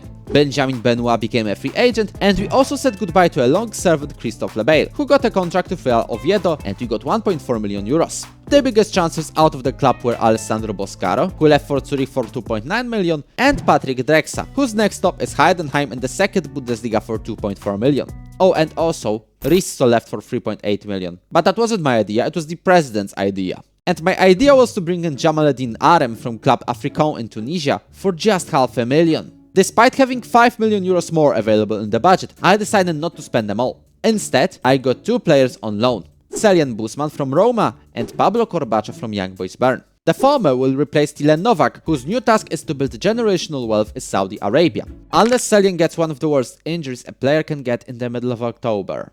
Regardless, I feel the squad is a tiny bit stronger compared to the one from previous season. So let's prove it on the pitch. Naturally, we qualified to the league stage of the Conference League after we dealt with Botev Plovdiv in the final qualifying round. In the league stage itself, the list of opponents made us believe it's finally time to finish in the top 8 and go straight to the round of 16. With 3 wins and 3 draws, we did just that, and finished the league stage on 8th. We are going straight to the round of 16 ahead of Young Boys Bern based on away goals scored. This is quite a milestone for us, because it shows we can finally be among the favorites to win the whole competition. So, we were active in the winter transfer window. Jan Bacik left us for Luzern, and Slobodan Pechar will now play for Zurich. They left for a combined 3 million, which is about a tenth of what we received for Tanatsua and Kubey. He went to Premier League Ipswich for 30 million including bonuses, and we made 214 times of a profit. We are also forced to let go Majid Merouani. He wanted a wage way out of our reach, and Villarreal paid out his 18.75 million release clause. But who joined us after we made a total of 50 million this window? First was a forward Juan Manuel Lopez Duran, who joined us from Atletico for just 375,000. Next was Luka Mudresha. I was looking forward to signing him for a good few seasons now from Young Boys, and we finally did. Another transfer was the centre-back Majun Hyuk from South Korea for just 900,000. I also brought in Samuel Kouassi from ASEC Mimosas for just 300,000, and the final signing is Lawrence Romslo at right back for 2.5 million. The size of this rebuild may have overwhelmed our squad. At this stage of the Vaduz challenge, I was planning to just quickly go through the Swiss league, and all I wanted to say is, we have quite easily dominated the league, and wanted to 12 points ahead of insert a random Swiss team. The problem is, the league has now split into the championship and relegation group, and we're not in the lead. We gave away too many points to our opponents, and now Young Boys Bern are 2 points ahead of us. And the worst that could happen, happened. With 1 game to go, we're still 2 points behind Young Boys Bern, and only a miracle will help us save the season and claim the 4th league title.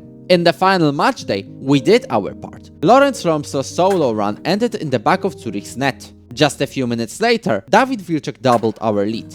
But Young Boys were also winning their match against Luzern.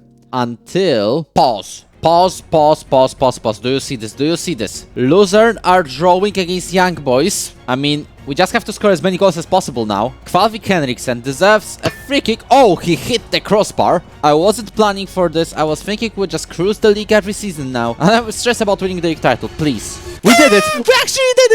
We actually did it! We somehow won the Swiss league title after being 2 points down against Young Boys until this very match.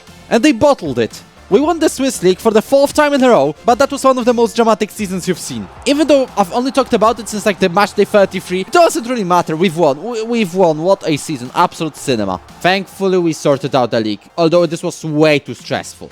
But now, it's time to find out. Was the top 8 finish in the Conference League stage the start of something bigger? In the round of 16, we were drawn against Dinamo Zagreb. In the away leg in Croatia, we drew 1-0, so it was time to lock in at home. And at home, we could not lock in until the 94th minute. That's when William Asamoah launched the counter. Matthew Delpy started a solo run and was near the penalty box, only for the ref to call the extra time. Are you serious? In that extra time, Corbacho had a 1v1, only to be stopped by the keeper, just like Matthew Delpy, who wasted 2 chances. This meant a penalty shootout. In it, unfortunately, David Gruezo was stopped by Dinamo's keeper, but Jesus from Dinamo missed entirely. In the deciding kick, Jürgensen scored. But what about Dinamo's Havik Horst? He scored as well. We went to sudden death, in which Christian Hellman scored. And William Asamoah stopped Rodriguez's penalty, which meant we're going to a quarter-final.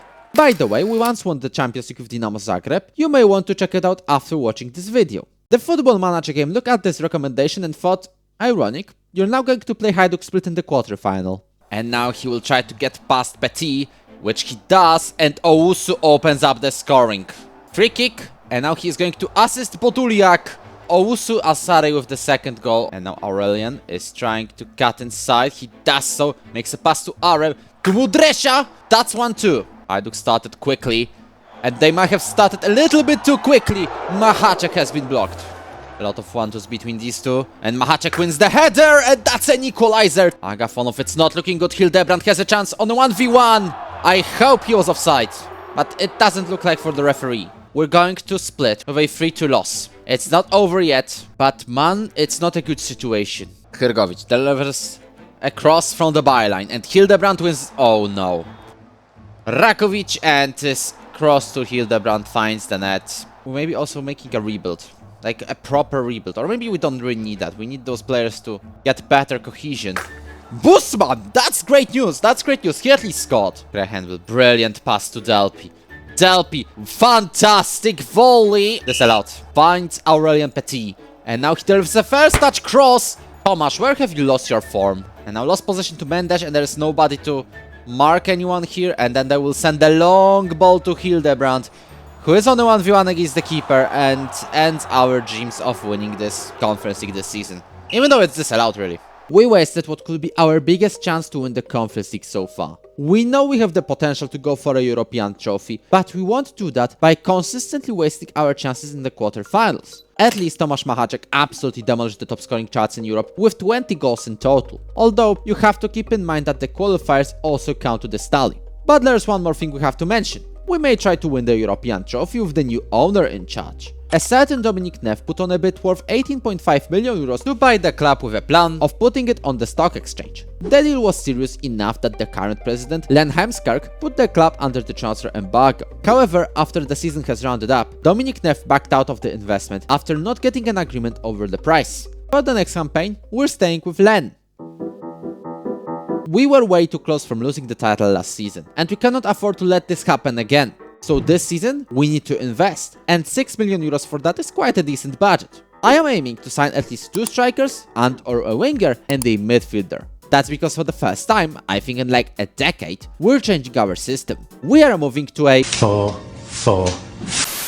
That's right, we'll now be using a 2-striker formation with the aim of having more players high up the pitch. This will allow some game time for the likes of Samuel Kouassi. We could not find him alone last winter, and now he will get it all paid back with many chances to play in the starting 11. First, let's cover the departures. Otkar Kvalvik Henriksen was getting nowhere near the opportunities to play he wanted, so he asked me to let him go. His next stop is Atromitos in Greece for just 250,000.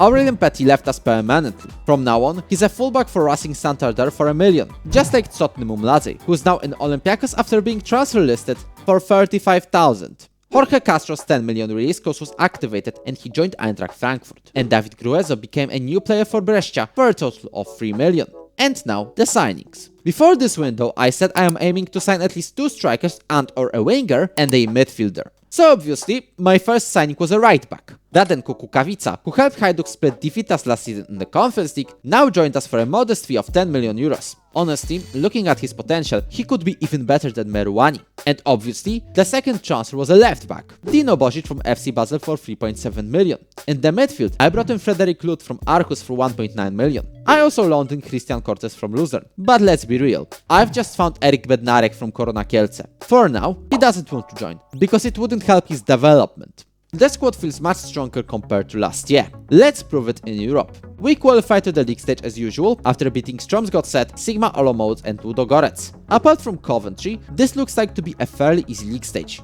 But hold on, I have to tell you something first. The rumors of a potential takeover did not stop. This time around, it was a tycoon. A consortium led by a Portuguese man, Rodrigo Alves, wanted to purchase the club for maybe even 58 million and invest in it. We were put under a transfer embargo again. Thankfully, it was after the summer transfer window. By the end of October, the inevitable happened. Rodrigo Alves and his consortium bought the club and intend on investing in our training facilities and putting in 3.8 million to the club. And he fulfilled those promises just a few days later.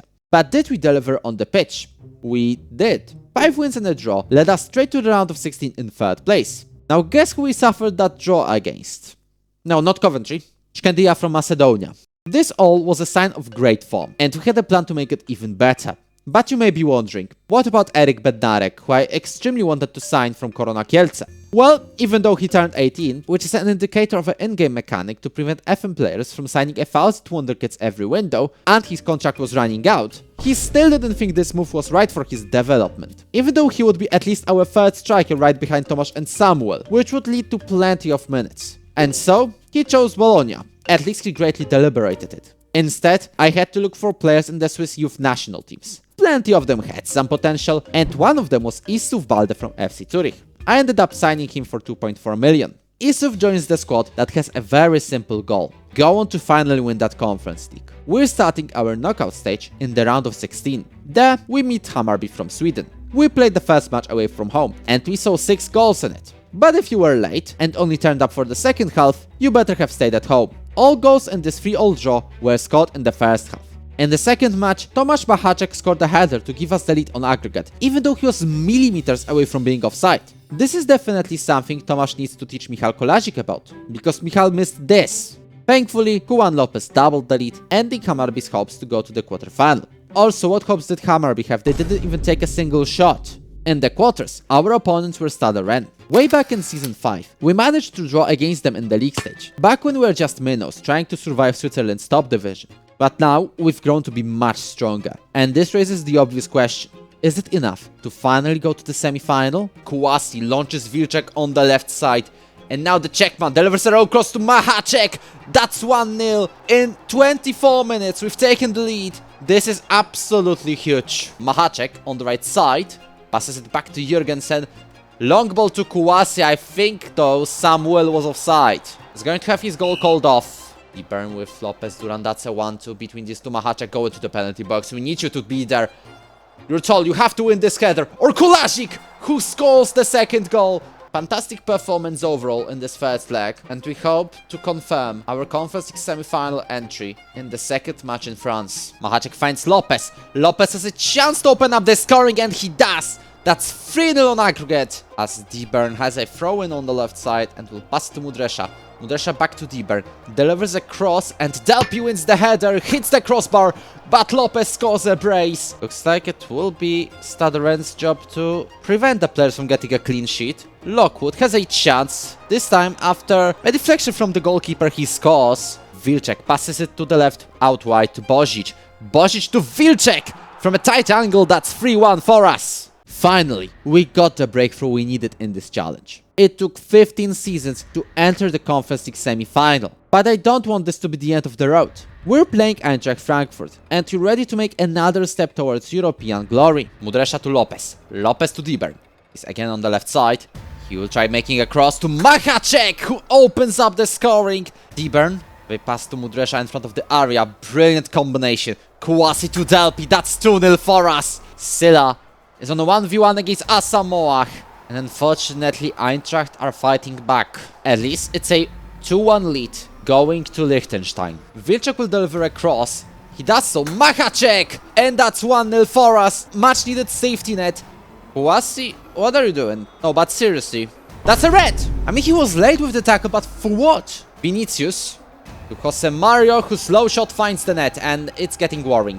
Bozic to Lopez, Lopez to Machacek. Machacek has the ball and has to wait for someone to show up, and that someone is Arem, who gets the ball to Lopez Duran, who's on 1v1 against the keeper, and that's 2-1. The Eintracht players are celebrating, which means it's off indeed. Despite being down to 10 men, we did it! We're in the Conference League final, where we'll be playing Coventry City. When it comes to the Swiss League, there was no problem in dominating it. We won it as usual, but this time it was much more comfortable. Throughout this campaign, we also put the work in to improve our training and youth facilities, and it was a great investment. In the youth intake, we've got Christian Piccirillo. He already has brilliant goalkeeping attributes and also a lot of potential. But that's not the end, because our striker Samuel Kouassi won the Next Gen award, and what's more, Eloni and soon to be a permanent player Christian Cortes finished third. But the Next Gen award is not the trophy we're aiming for. The trophy we've been chasing for 15 seasons is the Conference League, and finally, it's time to get it. In the Hansa Rostock Stadium in the eastern part of Germany, we're going up against Coventry City, who won the semi-final against Rapid Vienna. We already won against them earlier in the league stage, so we know beating them is possible. So, let's do it again. This is Liechtenstein's and Switzerland's as well first ever Conference League final. And let's make sure this is also the only final we ever play in. We'll find out, however, in 90 minutes as Tomasz Machacek wins the header, and that's 1-0 just 3 minutes in. Arem to Mudresza. Krechenbel has a chance, and he scores! That's 2-0. Kolarzyk loses possession. Oh no.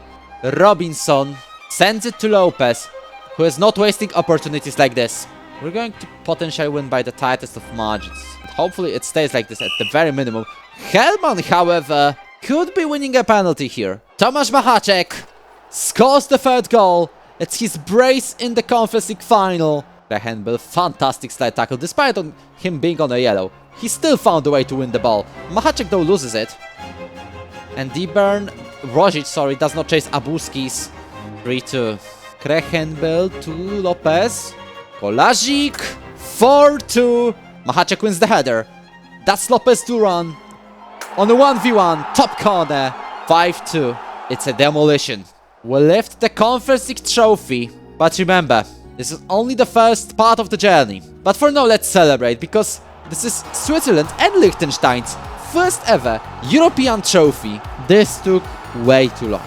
After 15 long years, we finally lifted the Conference League. We completed the second milestone of the Vaduz challenge. Next year, our goal is to complete the third milestone.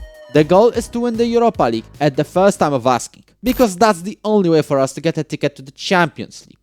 Winning the Conference League was simply insane, but it's only a part of the plan. A plan that now needs revamping. If you want to win the Europa League, we cannot focus on signing young talent which we would develop for years to come. We need to bring in players who are ready to win the Europa and then the Champions League now. And so, what did we do during the transfer window?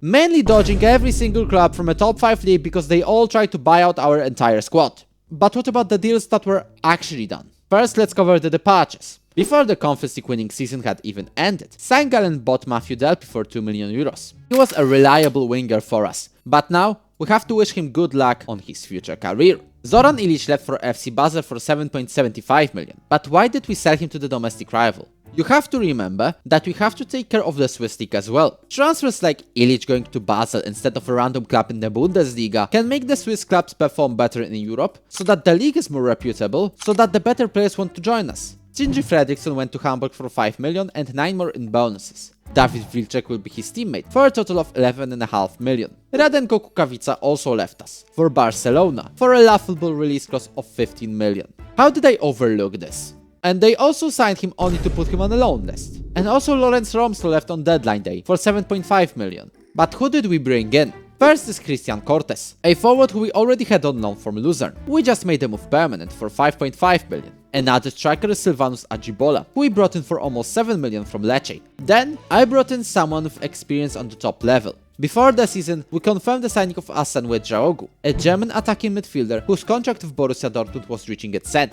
At centre-back, we brought in Emerson Suasuna from Coritiba for his 13 million euro release clause. In case Emerson cannot play, there's always Jaro Ferrari, who we signed from Zurich for 3 million. We also secured 2 loans. Ryan Brown from Manchester United became our new right-back, and Ilya Mani joined us from Basel. The latter also has an optional fee of 2 million. The permanent signing for 2 million is Rego Shamasi from Budapest Honvéd, but he's here to develop, at least for now. And the free agent we signed at right back is Steve Deman from Belgium, just released by Marseille. Well, that was a rebuild, a quite massive one, and one I didn't really want to do that much, at least not on that scale. However, some of the players we brought could carry us even further in this challenge. Maybe they'll even help us win the Europa League. Speaking of the Europa League, after 15 seasons, it's finally time to make our debut. Thanks to the Conference League win, we'll start directly in the league stage, without any qualifiers involved. At the end of August, we got our fixture list. And you know what? Don't tell me you cannot progress to the knockouts at the very minimum. So let's prove that. Let's get off to a strong start. We went to Bucharest to play our first ever Europa League match, with Romanian champions FCSB being our very first opponents. Krechenbel, Hasan. Long shot, it's a low one, and Hasan is the first ever Europa League goal scorer for FC Vaduz. He's in the middle of the pitch now, goes out wide to the right side, will be making a cross or will be tripped, and that is a penalty. Hasan, let's do this. Hasan scores the second goal here in Bucharest. Looking for a third goal for us. Is he going to assist it? Now that's the question, because he's in the penalty area, makes a turn. He scores it by himself. Kouassi is here again though, on the left side, and will try again. He makes across to Tomasz Machacek. Hellman finds Christian Cortes on the right side, and that ball finds Lopez Duran, who scores his brace in the Europa League. We just had a definition of a perfect start to the Europa League season, and our job is to continue that form. In our first match at home, we took on Besiktas from Turkey. Unfortunately, we also conceded our first goal after a mess in the box, but we quickly got back to our rhythm. Ives Krachenbul equalized, and then we saw a goal scored by Samuel Kouassi, Tomasz Machacek and Samuel Kouassi again. This led to another amazing 4-1 win. Next up, we went to Italy to face Bologna. Tomasz Machacek opened up the scoring after just 11 minutes. He then doubled the lead after a long pass from Kolasik. This was enough to guarantee a third Europa League win. Genuinely, what a start, and I hope it continues. Against Austria Vienna though, Dino Bosic gave a wonderful assist to an opponent. We quickly responded. Emerson scored from a corner, and Kouassi gave us the lead after a deflection. However, 67 minutes in, Austria got a penalty. William Asamoah had a chance to help us keep the lead, and he did by saving the pen. This was a fourth victory for us, and with a match against Villarreal, I hope we would continue the streak. In Vaduz, Jameledin Arem had a brilliant link-up play with Tomasz Machacek, which led to an own goal by Gęsiś. In the second half, a beautiful cross from Kolasik found Arem, but he missed the header. At least Samuel Kouassi was there to head the ball in, and double it was offside. Missed opportunities came back to haunt us when we missed a header and Mauricio Osti equalized for Villarreal. But it wasn't the end. With a corner extended by Emerson, Majun Hughes scored from close range and we took the lead again. With the match reaching its end, we had to be focused to keep the lead, especially since Ives Krachenbul got a red card. Thankfully, Villarreal did not create a single chance, and we won yet again. With this win, we found out that we already secured our spot in the knockouts, but we can do more than that. Let's go to the round of 16. What will help is us absolutely demolishing Partizan Belgrade. We won 4-0, with Samuel Kouassi scoring a brace. At the end of the league stage, we played two Portuguese teams, Portimonense and Vitória Guimarães. Against the former, Ilya Manne launched two counters. He assisted in the first one and scored in the second. Against Vitória, Samuel Kouassi started the game strong and forced Barandola to score an own goal. William Asamoah made some insane saves during the match, but 70 minutes in, it was one save to make too many, with Vitória equalizing. However, we had a late opportunity. Kolasik got to a header from a cross, but he was stopped by the keeper.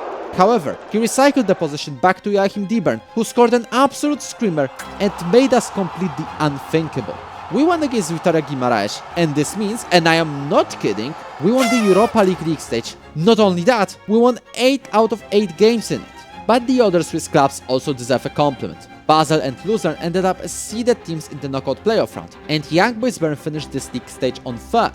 Zurich also did well in the Conference League, as they finished 6th there. St. Gallen got knocked out with only 5 points though. This is a brilliant prospect for us in front of the Europa League knockouts. With them coming up, my task was to make sure we keep our squad together and strengthen the team if necessary. Unfortunately, we lost Jameledin Arem. Stuttgart paid out his 17.25 million release clause. And then they went on and signed our transfer target Shkodran Kasmollari. So I had to look for another right back, and I found Ryan Amri, who I brought in for 5 million from Hanover. The new winger is going to be Petr Kocurek, brought in from Slavia Prague for 8 million. He replaces Michal Kolasik, who's going to Leeds for 4.5 million. I also loaned out Frederic Lut to Parma and let Steve Deman go to Zulte Waregem. And at the end, Ilya Magny will become a permanent player after this season. We are all caught up in terms of our European performance so far, but what about the domestic league? I wouldn't be talking about it too much if we didn't just walk through it. And guess what? We are not walking through it. Young Boys Bern confirmed their Europa League performance isn't an accident and are in the lead after 22 games. We also were about to play them twice in the league, and right after that, we also had games against Basel and Luzern, the other two Europa League teams. We drew the first match against Bern, and the wasted chance in the second made us lose that match. Thankfully, we won the league overall, and we can focus on our Europa League adventure.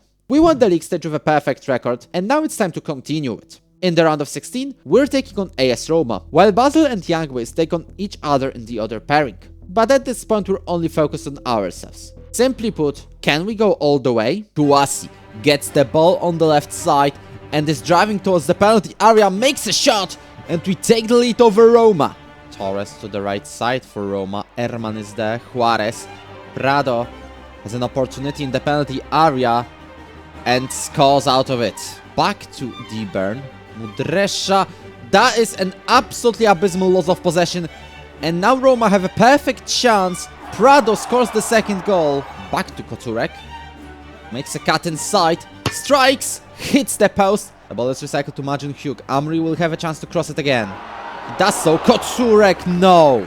This match is the exact opposite of what we've seen during the league stage. We now have no margin of error. A draw won't be enough. We have to win this match to progress. Lopez Duran is in the penalty area, gets past the defender, makes a pass to Samuel Kouassi.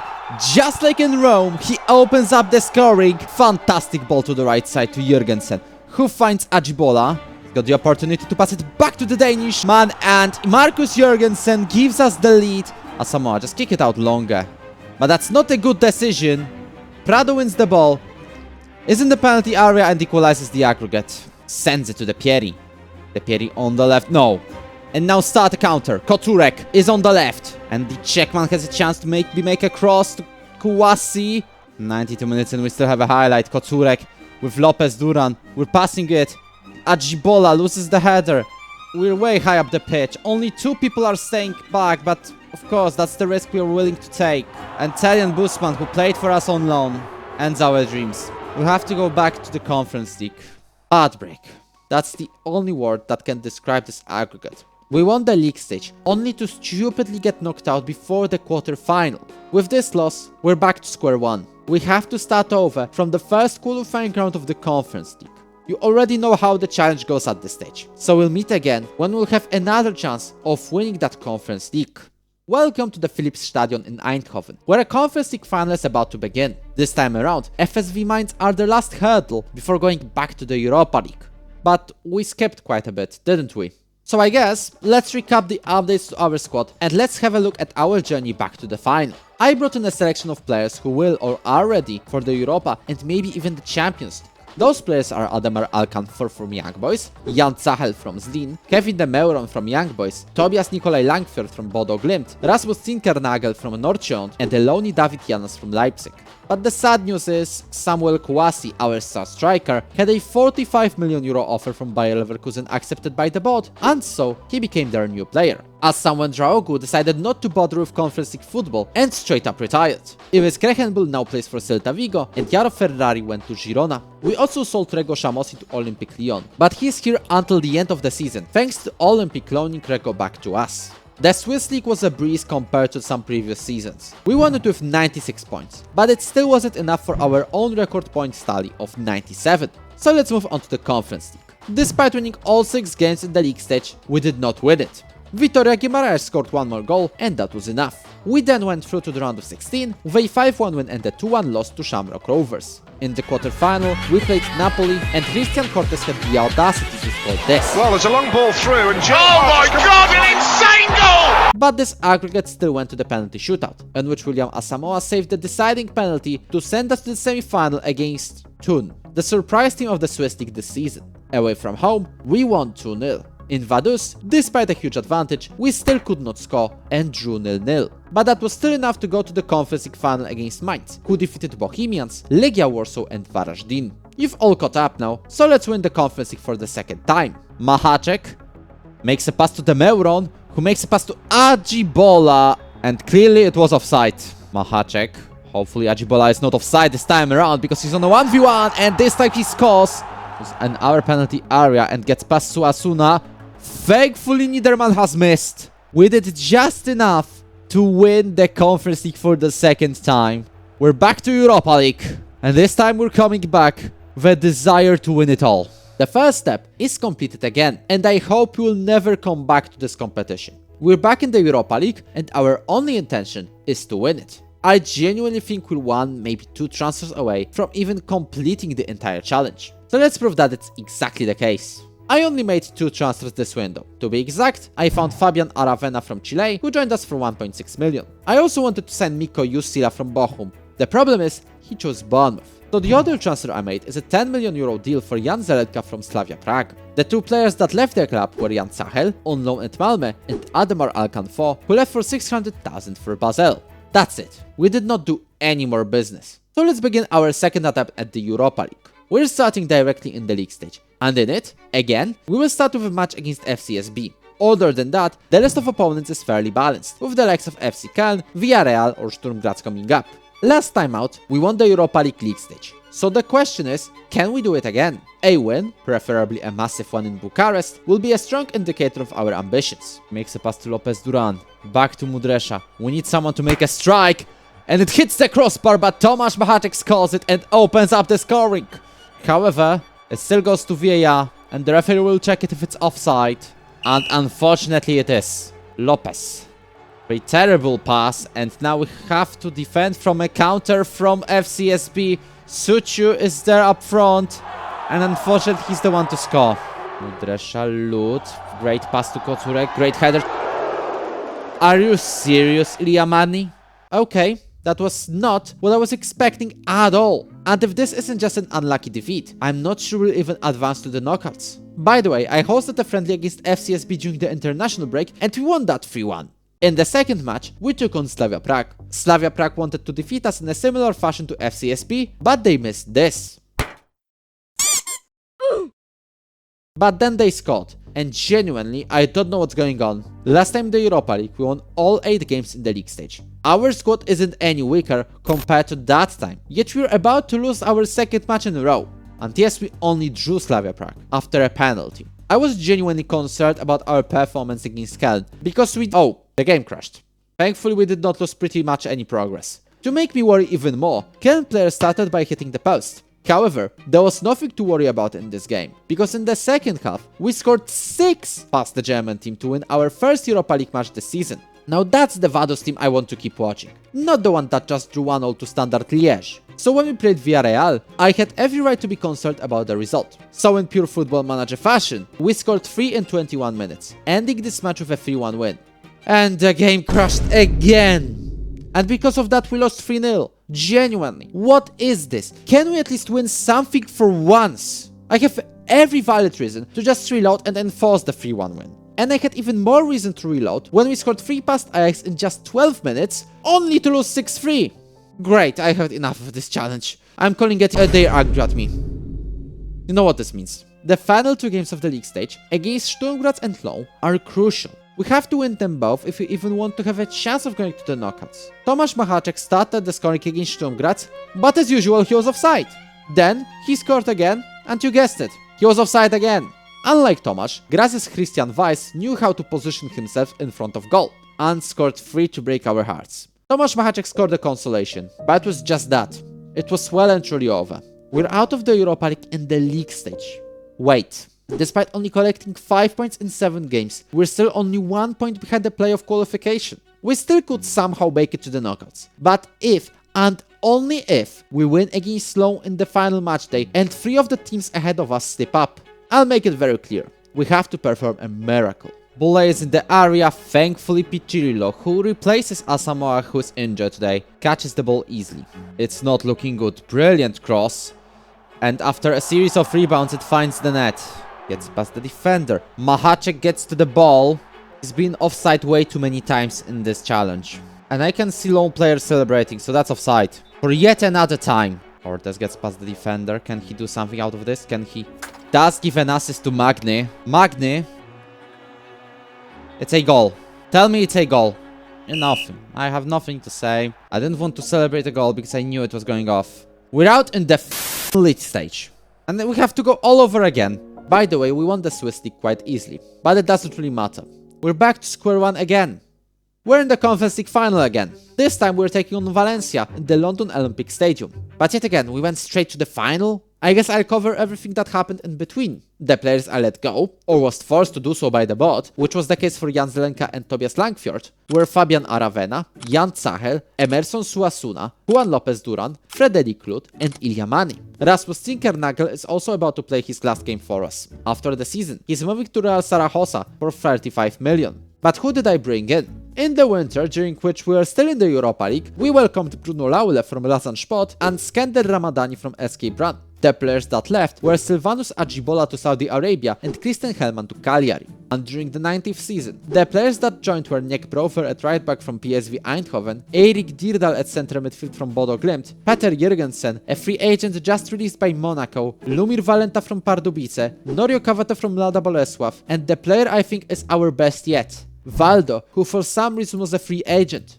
Our new squad won the Swiss League comfortably. And in Europe, we progressed to the round of 16 in 7th, just behind Opava. Oh, that's my first proper long save on this channel. Check it out on the top right. In the knockouts, we went past Debreceni VSC from Hungary, Newcastle United and Eintracht Frankfurt. And now, we're back in the Conference League final against Valencia. I hope we'll win it for the third, and I have to say it, the last time. But with 60 minutes on the clock, Valencia took the lead. We were pushing hard to make a miracle and score an equalizer, which happened in stoppage time when Joachim Dibern scored. And then the rest of the match was cinema. And now it looks like I'll have to deploy a very attacking strat. Imagine who wins the header. Valenta. Demeuron to Valenta, who gets past the defender. He scores. Lumir Valenta equalizes. Dibern to Demeuron. He's still going. He's won a penalty. He's won a penalty. Rasmus. Right before going to Real Zaragoza. He's been stopped. He's been stopped and this means a penalty shootout. Christian Cortes starts. He's been slightly injured, but that doesn't stop him from scoring the first goal. It's William Asamoah. I was looking for a keeper in his place because he's turning 30. But no, he might stay on. He's got the talent. Does he want to show it in the Europa League? He does. He doesn't. Ryan Amri scores. David. Top corner. Needs to score. He doesn't. William Asamoah has to do it again. He doesn't. It's a top corner strike. And now we need our deciding taker, Kevin Demeuron, also score. Unlike Rasmus 120 minutes in. Demeuron. Stay. Stop. No. No.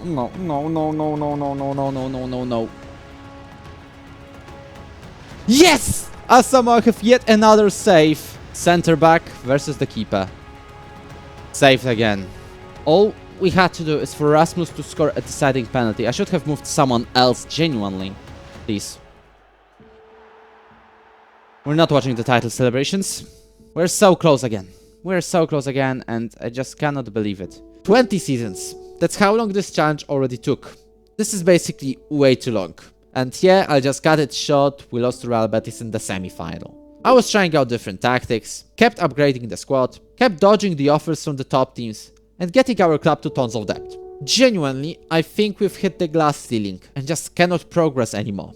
But I still wanted to go through another transfer window, give this save another chance, and quickly go to another Conference League final. However, while making the first transfers before our 21st campaign, this happened. Hold on. Turns out, for some reason, if you look at the calendar, and I'm not kidding, we're in the Club World Cup. For this tournament hosted in Tunisia, we were drawn into a group with Pyramids from Egypt, Independiente from Argentina, and Al Wahda from the UAE. We are pretty confident about our chances of going to the knockouts, and from that point, we'll just find out. Pyramids from Egypt were our first opponents on this unexpected journey. We dominated this match with goals from Luka Fernandes, Bertil Hansen and Radim Silny. Next up, we played Independiente. And let's just say it was an absolute demolition. We ended up scoring 7 goals in a single game and guaranteed our slot in the knockouts. We rounded up this group stage with a 3-1 win over Al Wahda, although we needed 2 late goals to ensure that victory. What a performance from us in the group stage. But that's only a third of the way really. I think we have the potential to go far in this competition. But first, we have to beat International in the round of 16. Grinstead now. He's got it. Cortes! Only a save by Silva. Kocurek. Balde with a low shot. Cortes has got an opportunity. Goes on a solo run. This ball finds Hansen. We're so unlucky, genuinely. Fabriciu. Thiago. Back to Fabriciu. It's not looking good. Cross to Marcelo Luis. Okay, now tell me, how are we supposed to win the Europa League, let alone the Champions League, when we cannot even get past International in the round of 16? Well, I guess I'll see if we can even win the Conference League now. There is one thing I have to highlight though, before revealing the result. We got a €102 million offer for our star striker Bertil Hansen. Of course I had to say yes. It was way too good to refuse. And what about the Conference League? We barely even advanced to the knockouts, where we had trouble going past Dinamo Zagreb and Sparta Prague. We still landed in the quarterfinal, but despite winning the first game against Leicester, we still bottled it. Yet another season goes to waste. And in the future, we'll have to play without this club's legendary striker. After playing for us for a decade, Tomasz Machacek decided to retire after this season and played for the last time in the final league matchday against BSC Young Boys Bern. In that match, he scored his final goal, helping us draw 2-2. At least there was no worry of us losing the league title. And I think I know the problem. Right after the second Europa League appearance, I wanted to desperately get back into this competition as quickly as possible. Literally. Throughout those years, I often decided not to just simulate the matches, but use the go on holiday option to quickly simulate through the weeks and even months. You could also see it happen through this video. I did not even recap the transfers we made. So you missed out on us signing a right back Oludare Solanke from Sunderland for a record 33 million, or Samuel Aimon from FC Basel for 13 million, or Telat Güngör, who is meant to be the next Machacek, or 2 signings from Africa for a total of less than $1 million, Luke Nene on the right wing and Jimmy Jibamble at centre back. Because of my hurry, you also did not know we are expanding our stadium, or that I modified our tactic to a bit more attacking 4-2-3-1. The fact I kept going on holiday also led to my staff choosing the lineup for themselves, and it led to me having to deal with plenty of unhappy players, because they mainly sat on the bench. So this season, I decided to lock in. Even if you're not going to spend all 64 million of our transfer budget, which I spent on 3 players. Timide was already secured in the winter. Other than that, I signed Burak Chamlica from Basel, Noe Heredia from Young Boys, and broke the transfer record again on Jan Eli, a goalkeeper from OH Leuven, for 35 million. The biggest sales I made are Norio Kawata, who went to Altai for 6.5 million, and Petko Curek, who traveled to Al Nassr for 14 million. Even though I upgraded the squad again, I almost gave up on the challenge on the spot. Literally. I had this problem through the recent seasons, but this time around, I was this close from giving up on this challenge. We barely made it to the league stage, and that 5-0 win over Jagiellonia, I just switched to a 4-4-2 formation to save us. Thankfully, that change was a brilliant decision. We won all 6 games in the league stage and subsequently won it. But this form also led to us losing some players. The highlights of the bunch are Matthias Grinstadt going to Luzern, Kevin De Meuron becoming a new player for Marseille, and Rogelio Madrid going to Leipzig for a total of 60 million. In their place, I brought in Adi Novakovic for 2.3 million, Nathan for 15.5 million, and Rafael Minch for 22.5 million. The most expensive deal of the bunch, however, is a signing of Harold Bergsma for 30 million from Standard Liège. I know I shouldn't really be overhauling this team in the winter, as suggested by Noom Chakar in the comments for example, but when I see a wonderkid tag on Rafael, or have a player that caught interest of half of the world, or have Bruno Laule injured for the rest of the season, I have to. And this rebuild did not hurt our form one bit. We walked through the Swiss League again, and this was a valid reason for us to focus on the Conference League. In the round of 16, we went past FC Copenhagen with a 3-0 win and a 1-0 draw. We then played Real Betis and absolutely demolished them. We won 7-1 on aggregate and left no chance for the Spaniards. In the semi-final, we got drawn against a Swiss side, Young Boys Bern. A 2-0 win away, solidified by a 5-1 thrashing at home, were enough. We're back in the Conference League final. Here, we'll play Eintracht Frankfurt, whose path to the final went through Kocaelispor and 2 comebacks against Belgian sides Genk and Leuven. Ladies and gentlemen, let's win the Conference League for the 3rd time. We have walked through the Swiss League, so there is a chance for us to capitalize on our form compared to Frankfurt's. But now, Schunk, wow, he gets the ball sent to Minch. What a pass, by the way, to the right side. Rafael delivers a cross to Telat Güngör, and he scores an opening goal. Solanke. Brilliant cross to Güngör, who's been pushed in the box. And it's going to be Luke Nene, who has the chance of doubling our lead. And he does it. Bottom corner. It's our 3rd and hopefully final Conference League title. And I genuinely hope the 3rd time's the charm. We're back in the Europa League.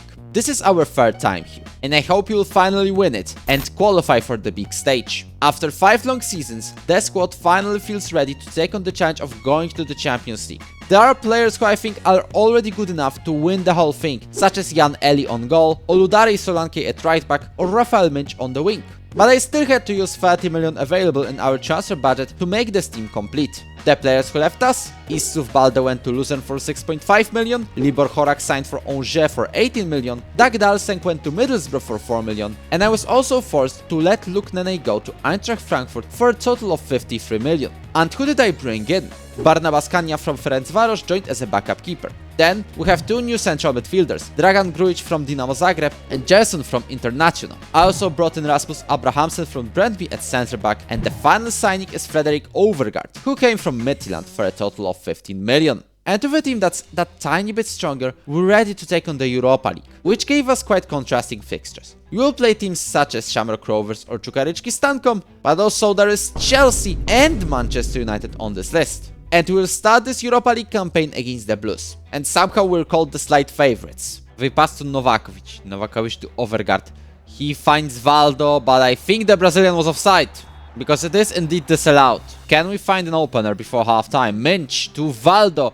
This time he wasn't offside, makes a strike and opens up the scoring for us. Truso now has a chance to equalize, which he does. Gibson, Ramos has the chance and gives Chelsea the lead. Also, Jan Eli, what was this? We lost our opening match in the typical Vaduz way, by initially taking the lead only to bottle it. Many of the blame went to Jan Eli, whose errors led to the conceded goals. This gave a chance for Barnabas Kania to go between the sticks against Besiktas. And the very first thing he did was an error leading to a goal. Thankfully, Novakovic made an attempt from far out, which found the net. Nathan wanted to give the lead from close range, except he smashed the crossbar. This was part of a highlight going on for a good 2 minutes at the start of the second half, which led to nothing major, to be honest. 58 minutes in, Nathan decided to smash the ball again, and this time he found the net. Talat Güngör scored the third to the bottom corner, but Nathan decided to make things stressful again. That's because... just watch. And in the 79th minute, Mehmet Eren equalized for Besiktas. I was thinking we're letting the win slip away again. But just a little minute later, Christian Cortes got to the cross and gave us the winning goal. He sacrificed it with an injury near the end of the match though. Thankfully, it will only last 3 literal days. Christian came on from the bench against Čukarički Stankom in the third game and scored the goal. Overall, we dominated the Serbian side 4-0 with little to no trouble, apart from their goalkeeper pulling out a save of his life once. We also collected another huge 5-0 win over Ferencváros. Those victories prepared us for possibly the biggest match of this league stage, an away trip to Manchester United. Palmer sends it to Davies, who's in the penalty area for Manchester United. Palmer has the ball set to Ružić. Not a good start. Dirdal, Minch, we're on the right side, we're looking for space. Ayman has the chance. Has been stopped by the keeper. Near post. Fernandes wins the header. We equalize against Manchester United here at Old Trafford. Back to Overgaard. Brilliant overlap here from the Danish man. Corbacho makes a strike. And we take back the lead against Manchester United. Ildefonso. Gordon has a chance to cross. Are you serious, Luka Fernandes? What a way to waste a win. It's not even a mistake at this point. I don't even know what to call it. And we're so lucky that this painful draw did not hurt our form. Erik Dirdal scored the only goal against Santa Clara, and it was enough for a 1-0 win. Then, we took on Sassuolo at our home. Winning this match will pretty much give us a slot in the round of 16. We avoided conceding 34 minutes in, mainly because Jani Koivula was offside. Just a few minutes later, the same Jani Koivula fouled Pablo Corbacho in the penalty area and got a yellow. Overgaard stepped up, only for the keeper to stop him. Novakovic tried a low shot at the end of the first half, but again, couldn't score because of the post. We finally found the net in the second half, when Talat Güngör finished a counter, only to be offside. And nearing the stoppage time, Slavko Prelec found a way to score a winning goal for Sassuolo. For now, we were down in the knockout playoffs, but it won't last long. That's because in the final match day, we played Shamrock Rovers and defeated them 4-0. That was enough for us to go up to 6th place and guarantee a slot in the round of 16. So, after the league stage came the winter transfer window, and you will not believe it, we did not lose a single first team player during this window, even though we had plenty of offers, and Aston Villa offered as high as 72 million euros for our right back Oludare Solanke. The only players we lost were 2 youngsters. Noah Stolios went to Young Boys and Finfik is on loan at Famalicão. Of course, we did not sign anyone, we did not really have to. And the question is this enough to finally go far in the Europa League? I guess it's time to find out. We qualified directly to the round of 16. We start our journey through the knockouts with a tie against Slavia Prague. We're traveling to the capital of Czechia for the first leg, and it's a brilliant opportunity to show our intention of winning the Europa League from the very first minute. Wilczek has been stopped by Solanke, it will be a free kick. Davida. Back to Hedberg, it's not looking good. And Wilczek now has a chance to make a counter. As we completely lost El Hilali. Completely! I've genuinely had hope that because we are actually on form during the league stage, we would do something. We lose 3-0. It's done. Heredia. Hits the post. Hits the post, unfortunately. Now I have zero reason to believe in a comeback. Truta 4. I have to tell you something. There have been a week's breaks, 2 weeks breaks between the seasons after our first Conference League win. This, along with many other reasons you can see on your screen right now, made me make a hard decision. I have decided that this is the last push. I have decided that if we do not win the Conference League in Season 22 and then the Europa League in Season 23, this would be it. And I would once and for all leave this challenge behind. A few seasons before, I decided that even if we get to the Champions League, this would be our one and only shot there. And now, it looks like we are about to play our final game. During the league stage, I started dreaming of winning the Europa and maybe even the Champions League. We're this good. I assembled the squad ready for that challenge. At least, I thought so. I even kept it together despite the sheer amount of offers we received in the most recent window. But now, it could all be over. There's 1% chance that we even progress to the quarterfinal after the humiliation in Prague. And I was desperate for revenge. I'm on. He's on the left. Back to Istergaard. Makes a cross to Overgaard. That's the first goal. Gets the ball sent to Cortez. Gets past the defender. David Janas is left behind, but he missed it. Cortez again. Gets past the defender. Brilliant. Cross. Gungor. Do these players understand this is a now or never situation? David Wilczek. Davida. Deflection, and it's 2-1. I think we'll have to make changes to the midfield because this is not sustainable. This is sustainable for the final 10 minutes. Field check, back heel to Davida. It was genuinely going so well. Istergaard. Telat, watch for the offside. Cortez scores. Rafal Mensch. Abrahamsen hits the post. That was so close. We've wasted 2 chances that could have brought us way closer to making a miracle. And with this loss, this is it. This is the end of the road. It is the right time to admit defeat and just declare the Vaduz challenge as a loss. I tried. Genuinely, I tried. But I guess at one point, I have to stop. At least I know I can just start making some other videos with less time pressure. And I don't think I'll step into such an unimaginable amount of grind type of a challenge anytime soon.